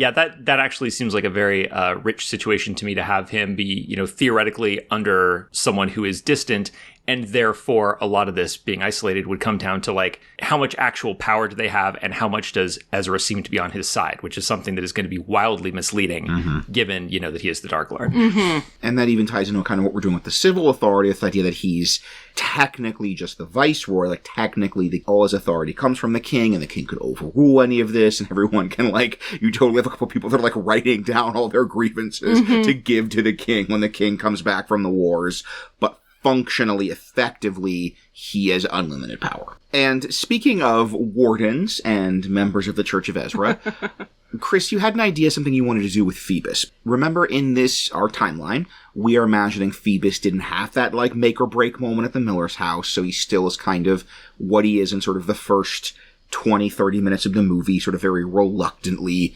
the captain of the guard, but he is obeying Frollo. So what do you want to do with that? I had a thought that it would be interesting to do Phoebus as a paladin, or something very like a paladin. But I think if you can get away with, you know, one of your presumably very few paladins that you want to intersperse in your Ravenloft campaign, this would be the perfect Ravenloft way to use a paladin NPC, because you could set up a situation where he feels bound because of his piety to continue to serve Frollo as best he can. And it might put him in an untenable position where he actually has to violate his code in order to defy Frollo, which means it could put the player characters in the position of trying to make a paladin fall by making them do the right thing, turning him against the legitimate authority of the church because that authority is so corrupt. I think that would be really fun. And if you know, we'll get to how you get people here, but if you were going to do kind of a slow burn with this, where we visit this area first, then come back later for the main plot, it would really be great to come here with Phoebus when he first joins up with Frollo, if you have other sort of servants of Ezra in the player group, so that you then have this person that they know is a good person when they come back serving Frollo, to really heighten the drama of, like, the position this puts him in, that, like, this is an unthinkable kind of defiance for a paladin. And you know he's a good guy. It's not that he's secretly evil or an anti-paladin or something. It's just Frollo has turned this into an impossible situation for him. I think there's really something there. Oh yeah, that's delicious. Yeah, we took a while to figure out exactly what we wanted the timeline to be, but we knew pretty much from the beginning we wanted it to be that Phoebus was still working for Frollo. Like, I'm not the hugest Phoebus fan in the world, but I do really like those, like, earlier scenes where Frollo is giving him commands and he's obeying the commands. He never, like, openly defies him, but he's trying to sort of undermine him and minimize the harm of those commands and do as much good as he can within the kind of rule set. So there's a scene where Frollo orders them to arrest Esmeralda, and I think it's at the festival, and he says, you know, I want her alive. And Phoebus says, you hurt her, men. Don't hurt her. Like, that's sort of taking that command. There's a big difference between alive and unharmed. Between I want her alive and you hurt him, men. Don't hurt her. So that is a great character, and that's a great NPC. Or even when they're fighting in the church and he's like, say sanctuary. Like, oh, sorry, sir, she claims sanctuary. Yeah, and you know, I know we're getting right into this. The rest of the population of the city, we've talked about how this is such an externalization of sin, and that works better if the people really do have some faults. They're not these sort of, like, maligned innocents. You know, they're not a plague on the city either, but they're also not perfect. It really is great to put a paladin into that situation under the authority of someone who is a lawful non-good, because it's easy for a paladin in that situation to start getting used as sort of an executioner or a scourge, by someone who does not have people's best interest in mind. And it's hard when you are brought into a situation where it's like, here's this person, they've committed this crime, this is the punishment on the books. And you know there's more to it than that. If it were you would handle it more mercifully. You would be looking at the greater good. But that is the law, and this is your boss. So, like, they did it. That is a very challenging situation to put the paladin into. And I think it would really help you hit these themes, even if you don't have a character like that in the group. You could get to it through Phoebus. Yeah, I think the most delicious thing is to have this be a PC. But I think it would also, be a very fruitful, rewarding thing to have it be this NPC that the PCs have the potential to flip, because PCs love that. We've mentioned this a couple of times, a couple episodes, I think starting with Encanto, that there are certain types of NPCs that PCs love to interact with and love to have as in the story. And in my experience, one of those types is the good person sort of trapped in this bad system. And if they get to be the ones that flip them, if they get to be the ones that convince them to stop participating in this, to sort of realize that even as much as they're doing, it's an unacceptable moral compromise and they need to just sort of leave the system entirely, that is a very enjoyable experience for quite a lot of PCs. And you mentioned a PC that's a cleric of Ezra, like a cleric or a paladin, or even like a worshiper of Ezra. And I think this would be an amazing story for them. Because this whole story is going to be punching them right in the feelings if they're like really kind of role-playing that faith and that religious identity. Like a cleric of Ezra coming into this is going to be like almost their worst nightmare. But then this getting Phoebus, they're going to have so much sympathy for Phoebus, getting Phoebus to flip, getting Phoebus to kind of realize that this is not the way to serve Ezra. This is not Ezra's will. That's going to be so satisfying, and that's going to be the big win they get. Because Frollo does have a little bit of that Dark Lord plot armor, but like this is a win you could do. This doesn't affect his torment or his curse or anything like that. Yeah, and I'll throw in here, if you have a player like me who is attracted to tragic stories as well, I think there could be something here in Phoebus and potentially a player character, worshiper of Ezra, kind of as Hector, as like at the end when the cathedral is under siege by all these very put upon people who have very legitimate grievances, feeling like we're on the wrong side of this one, but this is my side. So like, let's go out there and fight this battle because that's our role in this. Even as we know this is Frollo's fault. This is our church's fault, not these people's fault. Yeah. That'd be epic. That'd be something. You can either have a great redemption story or a great damnation story. It works out fantastically. And and that is something that's totally going to be up to the PCs. This is not part of the essential part of the setting. It's not an essential part of the torment. It's totally going to be how the PCs play it. How well they do, what choices they make, what conversations they have, what persuasion roles they have. And that's great that you can really have this big, meaningful setting element that actually can be completely up to the PCs. And speaking of NPCs who the PCs are going to want to flip, let's talk about the hunchbacked elephant in the room. Yes, the titular Hunchback of Notre Dame. Quasimodo, we're kind of in a similar position with him, where he's in this position where he is still serving Frollo. He is still just completely cowed by Frollo. But we know from what happens to him in the movie that he can be flipped around. He can turn on Frollo. And that's a thing that, again, your PCs are going to find really rewarding.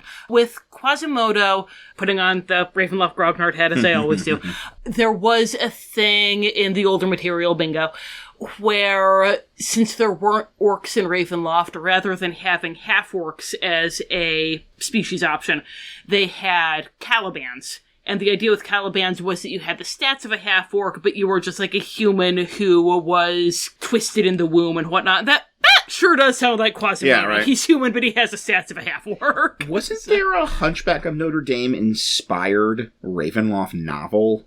There was, but I was haven't read it. I bet you if we looked that up, it would have him be that it was the Caliban bell ringer of the cathedral of blah, blah, blah. Probably, yeah, it was Tower of Doom. I haven't read Tower of Doom, but You look so ashamed. Stop the recording! I am! We have to pause while I go read Tower of Doom. We'll reconvene in a day or two. But no, I would bet you, dollars to francs to croissants that But in Tower of Doom, the Quasimodo analog is a Caliban. Similarly to Phoebus, we knew we wanted to have the same situation where he hasn't had the big betrayal by Frollo yet, so Quasimodo still is in that, once again, sort of like half an hour right before Frollo burns the Millers. He's helped Esmeralda escape. He's had that act of defiance. Esmeralda's been like, maybe Frollo's wrong about things. And Quasimodo's like, my brain. I'm taking psychic damage. I'm literally taking psychic damage every word you say. And even for PCs that aren't necessarily as sympathetic to Phoebus, every PC group is going to bond a Quasimodo, is going to adopt Quasimodo, and is going to want to convince him, and is going to have much, much more sympathy for his continued loyalty to Frollo, and is going to cheer and high five when they get in and be like, no, you're the one who's evil and cruel, and you told me the world was bad, but you're bad.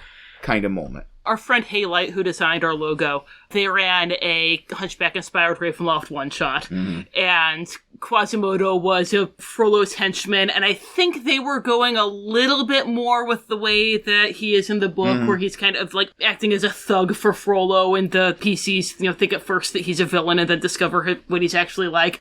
And they were so happy that the PCs didn't kill Quasimodo. Yeah. And this is nice that you can get a classic, like, sympathetic Frankenstein-y type monster where he's very tough, he's very strong, he has a little bit of impulse control issues.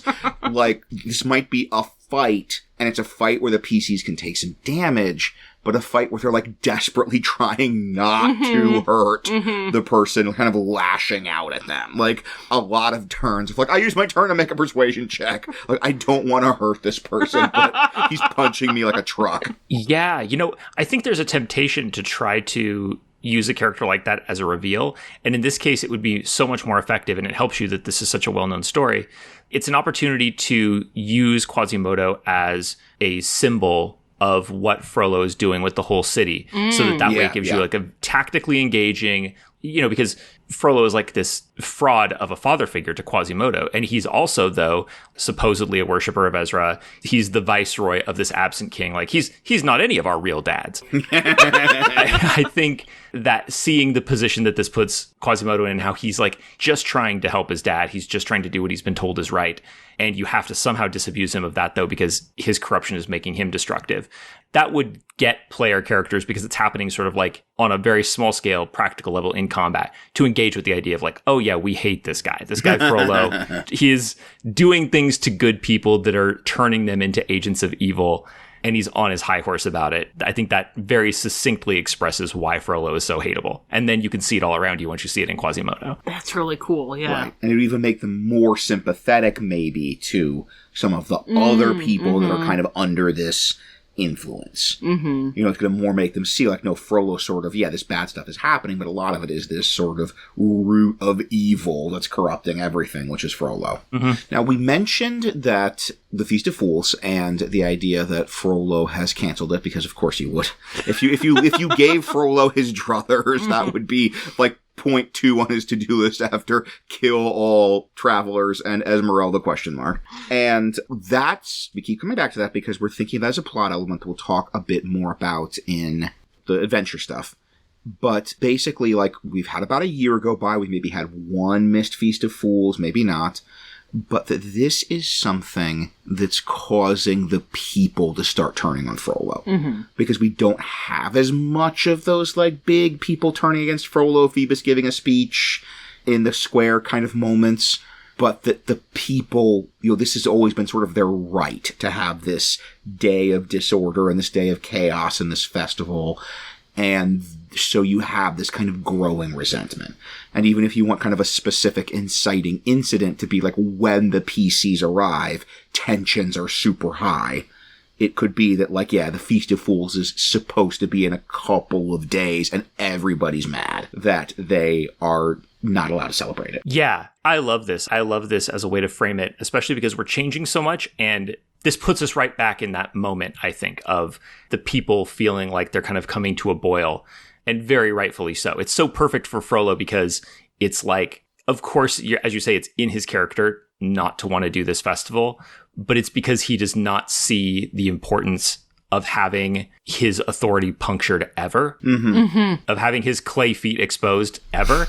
which is so crucial to the functioning of his authority. Yeah. Like, for it to really work, people would have to see that he is a human who can make mistakes, and he knows that. And the failure to do that, you can see why people would be upset about it and would feel like, you know, it's our right to act up a little bit. If you're not going to show any humility, then, you know, it becomes incumbent upon us to, like, just have some fun and, like, have a party without you. Yeah. It's like in elementary school when the kids misbehave and the teachers deny them recess. That's just going to make it worse.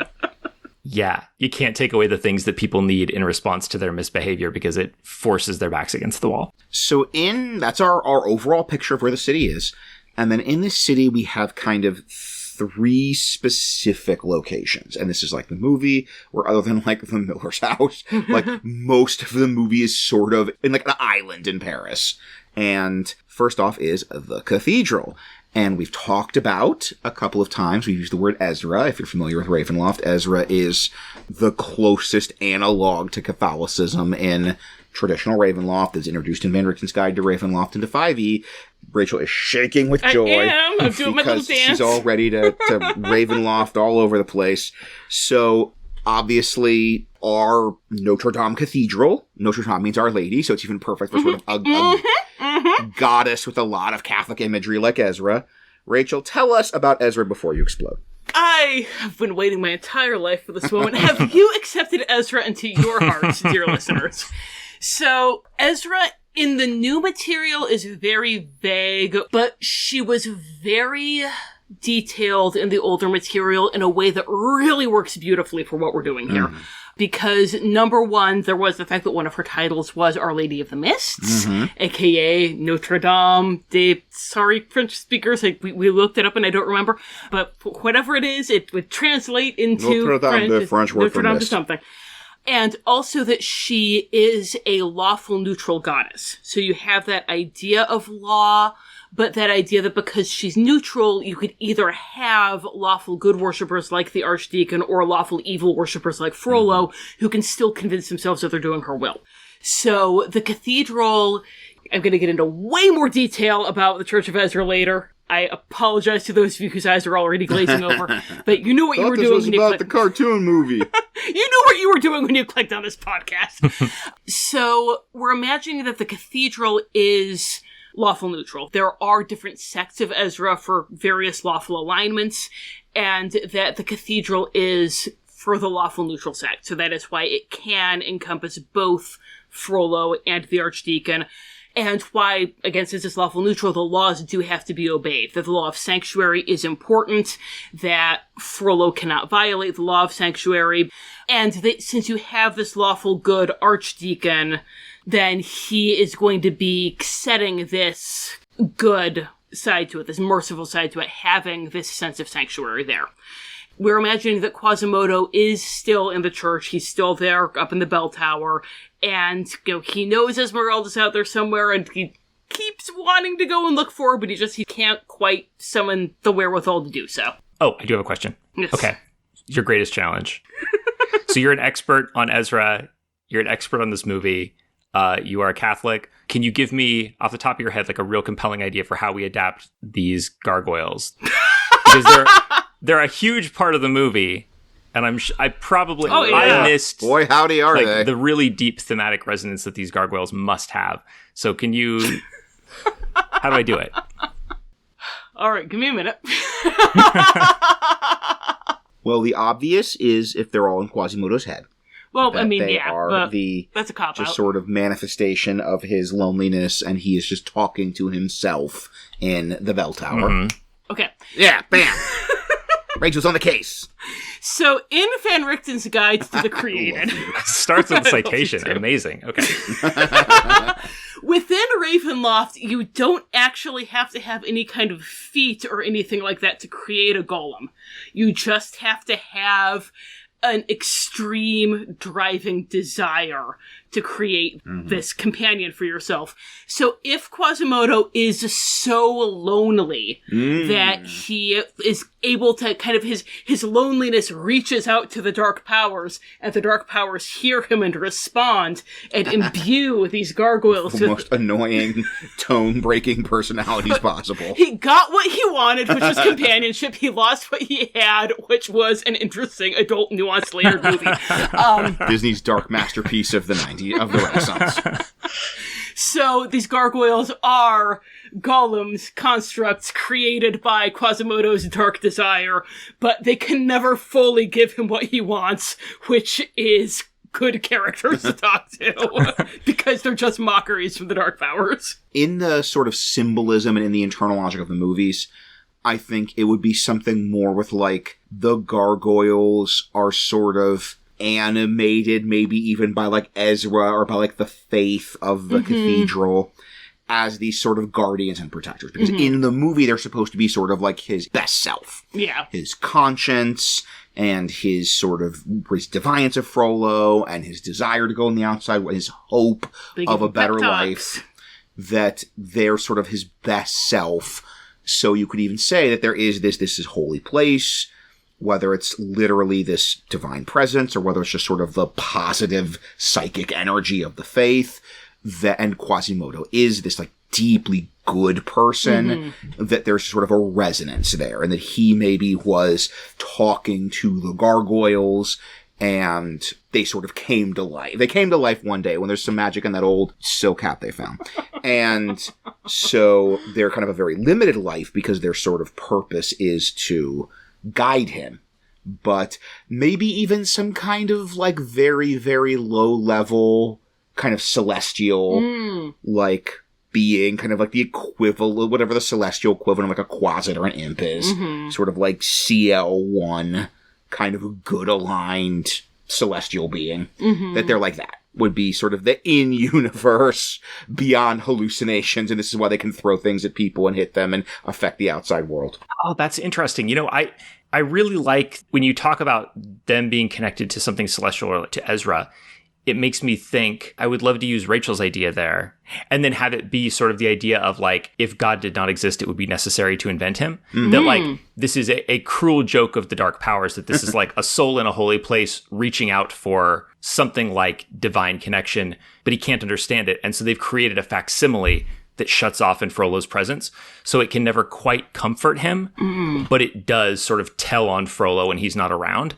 The typical, like, pot stirring of the dark powers, it makes sense to me that they would create this, like, okay, well, you can't have a god because you've been hidden from that, but you can have this, like, on again, off again version of your best self that Frollo's trying to keep from you, just to, like, give you false hope and to puncture his plan to keep you from seeing what he is, just to see what happens, you know? That's great. I was just thinking as you were saying that, like, because in Ravenloft, it's ultimately all coming from the dark power, so as much as I love Tom's idea, I think it's a little too wholesome for Ravenloft. Or, like, this is sort of in the logic of the movie. Right. Oh, no, definitely, yeah. But, like, because the dark powers are tormenting Frollo, they're going to be bucking up Quasimodo. Yes. So it's going to look like something good, even though it's from them. And, you know, maybe if you want to have it be, like, a more cheerful Ravenloft, there is some Ezra. No, you squared the circle. You, like, because the dark powers, I think we really hit a breakthrough with their goal is torment. And not even necessarily evil, but torment. And so Quasimodo under Frollo's thumb doesn't please them. Quasimodo rebelling against Frollo pleases them. Just enough. Yeah, just enough. Like, pushing back against Frollo pleases them. And sort of, if as a necessary evil consequence of that, Quasimodo is encouraged to be his true self. That's like, oh, well, you know. Yeah, it's a wonderful, like, mockery of his situation, because it's like, if you had let your adopted son know about real God, then this wouldn't be happening. But you didn't. You tried to squash him as sort of like a person, and you denied him his birthright to have, like, a divine connection. And so he gets this instead, which is this parody of it that will never really help him, but it may hurt you. So after that really longer than expected discussion of the gargoyles, and speaking of Frollo, I'm so glad that we finished talking about Frollo in the last segment. I feel like now we're really ready on target to move finish on. this up. Yeah. But speaking of Frollo, back to Frollo. Back to Frollo. We have our second major location. We only see a little bit of it, but so kind of psychically important in the space in the movie and that we are creating, and that's the Palace of Justice. I can't believe this is the actual name and not like a supervillain thing, Palace of Justice. That this is Frollo's home. This is the barracks for the guards we're imagining. So this is also where you could like encounter Phoebus. If you wanted some little like after hours time with Phoebus, this would be where you would go. There are dungeons. We see there are people being tortured. And there are the courts where Frollo is presumably like issuing judgment. This is the symbolic center of law and center of order in this domain and in this sort of city. Even before it became a domain, this was the symbolic. Now it's kind of literally the center of law and order, but that it has been corrupted. You know, we see it as this very like looming, ominous, spiky turreted place. This is very much the kind of externalization of Frollo. We've talked a couple of times about that. A lot of these classic Gothic locations is the externalization of the Gothic villain, and this is sort of, when you go here, you're going into Frollo's world. We also have his demon fireplace. We say this is the place even more so in our domain than it was in the movie, because this is the place where he sold his soul. This is like the Castle Ravenloft. This is sort of the keystone of the domain. This is where all the sort of coming into Ravenloft radiated out in a circle from the Palace of Justice. It's the sort of metaphysical center of the dark, evil, corrupt, hierarchical aspect of this domain. Yeah, and it's such a great opportunity to bring all that stuff in a way that's gameable, in a way that's actionable for player characters, because so little of it's defined. Like, we know the locations, but we don't have a really like a big scene here other than Hellfire, which is just such a like a tableau. It's not like a big action scene that Quasimodo's swinging around or anything. So I think you have an opportunity to do a big social or combat or both set piece here in turning this into a sort of a D&D adventure that gives you something that is recognizable and thematic, but also this is like your meat and potatoes for your D&D game. Right. Of, okay, this is a structure that you could walk around in and like fight guards, and there's like the fireplace, and there's like an effect on the fireplace and all that stuff. I would be keen to find a way to use that to make this into its most gameable version. Right. There's literally a dungeon, and you can dive it. And, the idea of there's sewers, there's catacombs, there's tunnels. You can do this sort of dungeon dive through the literal dungeons of the Palace of Justice. And then we have our third major location from the movie, and kind of in our imagining, this is sort of the opposite, the kind of yin to the yang, the mirror image of the Palace of Justice, and that's the Court of Miracles. And that is the center of chaos, the center of freedom, and the center of law-breaking and criminality in the city. And it's hidden in the catacombs, speaking of awesome dungeons. Oh my gosh. I mean, that's so great when they're going in and there's skeletons and there's traps and there's like, that's going to be a fantastic session right there. Just Paris catacombs are a real-life dungeon. They're a real-life D&D set, yeah. Do some Google image searching, get some pictures, have a lot of skeletons, some traps. It's a real-life dungeon. Yeah. And we're imagining this is obviously the kind of the center of the Thieves Guild. This is the center of the black market. This would be like any of your rogue characters, any character with thieves can sort of finally feel at home in this horrible city. This is the place for the lawbreakers, the place for the rebels, and that it also has become this big refuge for the travelers. That they're hiding in the catacombs. A lot of them have their home in the Court of Miracles because this is a place where they can be free. That, yes, the sort of travelers and the Thieves Guild exist side by side because they can all agree that the laws are bad. And they're all sort of agents of law-breaking, agents of chaos, agents of freedom. They're all people whose lives push against the general lawful, ordered, controlled nature of this domain. Yeah, because one of the things that we're really imagining for the Court of Miracles is that it being the home of chaos, you have chaotic good people like Esmeralda who are extremely good. Going side by side with, you could put in some really loathsome, chaotic, evil people here also, but they're coexisting at the moment because they agree that freedom is better than Frollo, even if it comes at the expense of whatever the chaotic, evil people are doing. And this is kind of one of the very few places, maybe the only real place in the city that's sort of free from his influence and free from his control. So everybody who pushes against that control sort of found their way here. Yeah, I think that this location is so important. It's going to be perfect for player characters to come and like figure out their relationship with, and on both sides. I mean, this is an obvious playground for your more chaotic, especially like your more thief type player characters, but also it's a great challenge for your more lawful player characters who may feel that like there's a conflict going on in this domain and this is the other side relative to me. But if I am good, then I may have torn allegiances because I see that these are people who are like live and let live to the extent that things are being allowed to happen here that I can't accept. But I can't enforce my will on this. I can't hold myself above it because, again, of the situation that's being created here. Everyone is being pushed here who doesn't knuckle under to this lawful evil regime. And so I'm a criminal the same as these other people who I feel very uncomfortable being on the same side as.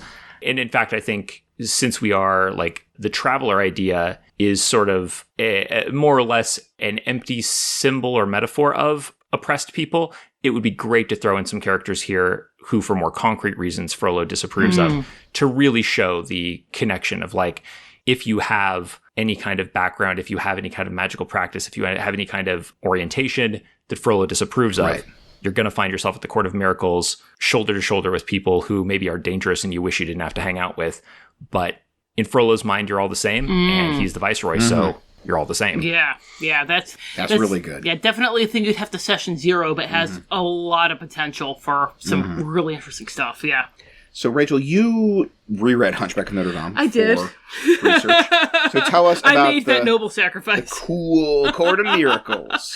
I mostly do not recommend reading Hunchback of Notre Dame because it's very long and a miserablest slog. Victor Hugo wants to make you sad, and he just no matter what melodrama he has to do along the way. But the one thing that I really liked was there's a bit that the Phoebus in the movie is kind of an amalgam of two different characters, because the Phoebus who's the soldier and the character who's in love with Esmeralda are two different people. And in the book, the character who's in love with Esmeralda, he follows her down to the Court of Miracles, and Clopin says, oh, well, you've discovered us now, and we can never let anyone who's found us leave alive, so we're going to have to kill you. And the only way that you can leave is if you're a member of the Court of Miracles. Yes. But if you're going to join us, then you have to prove that you're worthy of being a member of the Court of Miracles, so you have to pass this test of, like, agility and thief skills, and GMs, you are salivating right now. Victor Hugo was writing a Dungeons and Dragons module. Like, yes. You go to the Thieves Guild, and they're like, well, we can't let you leave alive unless you join, but you have to prove you're... Like, PCs are going to be like, yes, go! What do we do? What do I have to do? I am so in. So I get a little pin if I, like, graduate. Yeah, that's fantastic. I love that. And especially as, like... Because, we're talking about how some things here are really set in stone and then other things you can kind of do whatever you want with. I like the idea of this as like an optional sort of allegiance, an optional side quest that really fills out. Like if you're not going to take this on in a way where you're going to try to sort of like stick to your guns and stay pure and like fight the people in the Court of Miracles at the same time that you're fighting Frollo, then this fills it out with like, initiation stuff and a deepened connection to like the forces of chaos here. So yeah, that's perfect. So good. There's even a thing where, because he ends up failing the test, but you can also survive the Court of Miracles if you marry a member of the Court of Miracles. Which is, he ends up having this sham wedding to Esmeralda. So you could, if this is the kind of thing that your PCs would be up for, which, as a GM, I'm salivating over it right now. Yeah. But if one of your PCs is like the rogue who does this, and the paladin is like, oh no, I'm not going to do that, then the rogue and the paladin can have their sham wedding. Yes! And so now, they're forced to pretend they're married, but there's only one bed! Oh no! Their airplane was canceled because of snow. Or, like, if you have a PC that maybe watched this movie when they were, like, 12 and it made a real impression on them, and they are kind of interested in Esmeralda, sort of interested in romancing Esmeralda, this would be a really cool way to, like, move that story along and have, like, some fun, cute, flirty interactions, if nothing else. And they're high-fiving a 12-year-old self. Yeah. If we knew anybody like that would definitely be the way to do it, yeah. So we've got, as we said, the Palace of Justice, the Court of Miracles are our order and chaos. There are kind of twin pillars, and we're even like, you sort of have them, and then Notre Dame's in the middle. Like, that's our sort of balance point of justice and mercy. And the kind of battle over Notre Dame is the battle for this whole realm, and the battle for the souls of these people. And we're trying to reflect that with a couple of potential rules, and these are optional. This is getting a little weird for some of the Ravenloft stuff. I don't think we've done anything like this before, but one is the potential that if you are an official member of the Court of Miracles, then you get inspiration for breaking laws, for defying authority, for being these sort of agents of chaos. And once again, some PC types are kind of like, oh boy, it's raining inspiration. It's like getting the free pizza for reading a lot of books in 4th grade, where you're like, I was going to read all those books anyway, and you're just giving me free pizza.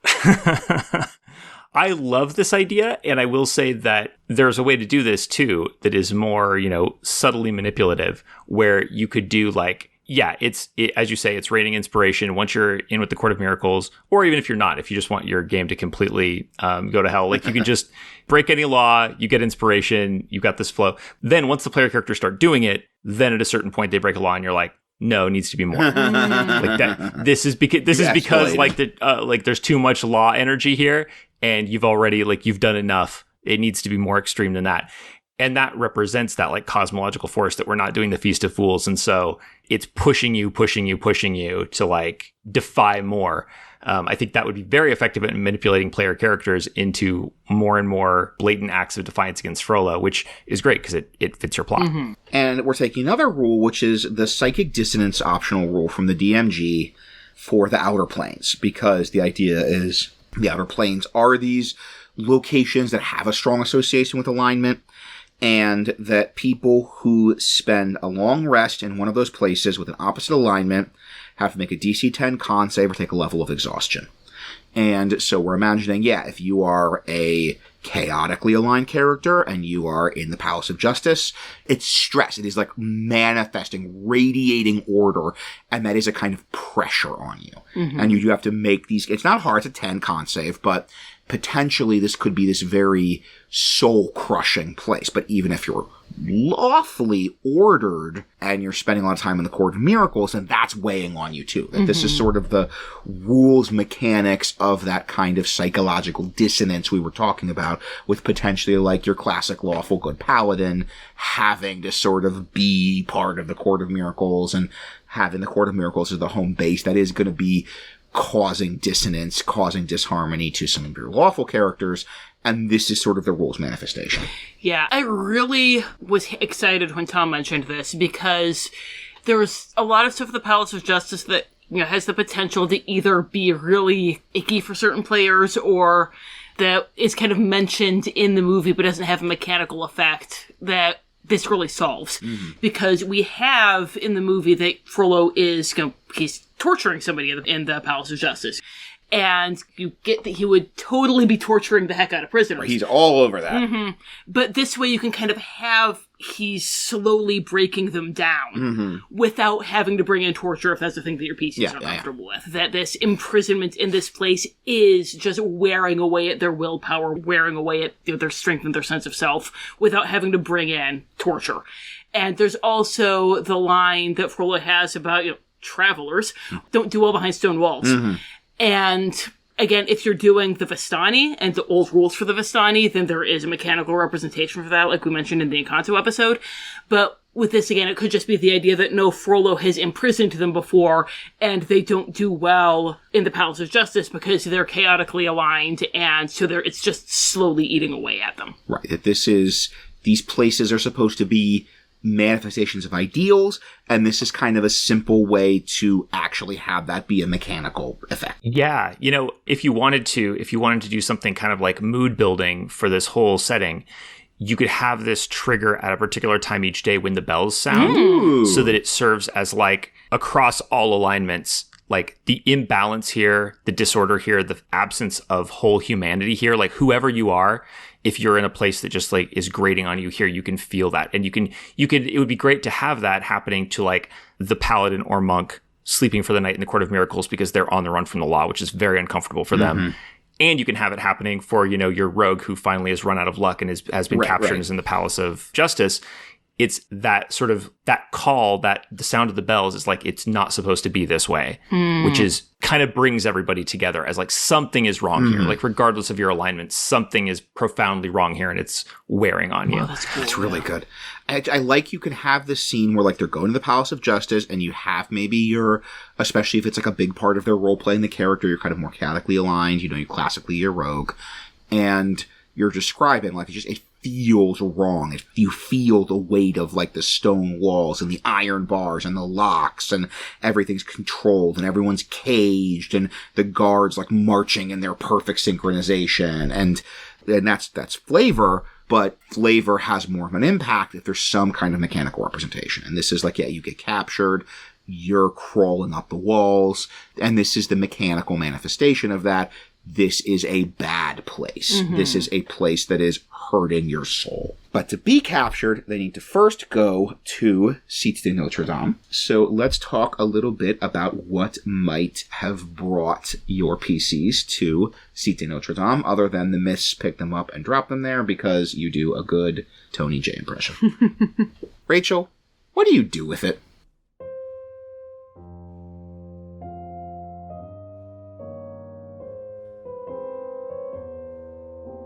The Torret of Notre Dame Cathedral, a kindly old man who deserves a far better congregation than the one he has, told me that Ezra could heal the hearts of the people if only they would listen to her voice.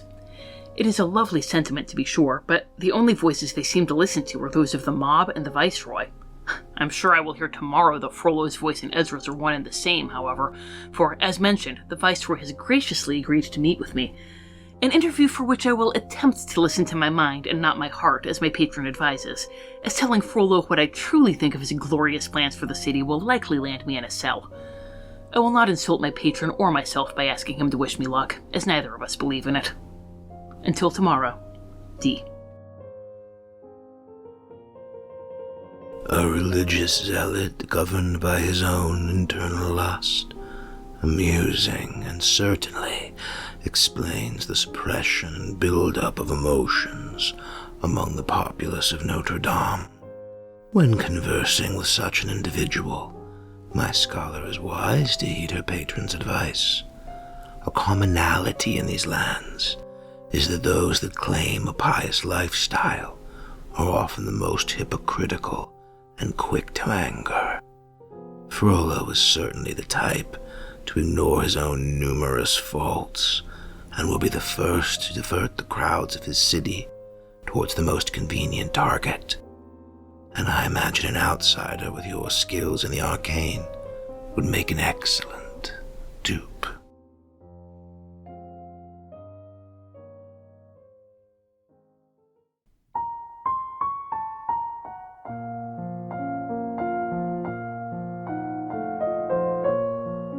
This has been The Wonderful World of Darklords.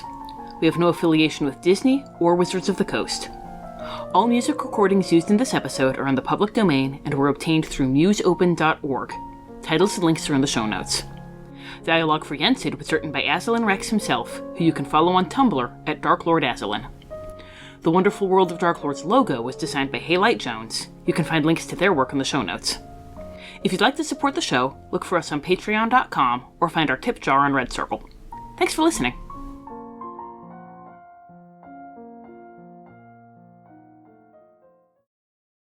But it does sort of tell on Frollo when he's not around and give, just the kind of, how much can I curse on your show? Not at all. I had a nightmare that I said the F word on your show. Oh, no. Oh, jeez. I think I found a stinger. Yeah. We do PG, like I said, kick ass in the Beauty and the Beast episode, so you can do PG swears. Okay. Yeah. Well, the typical like pot stirring of the dark powers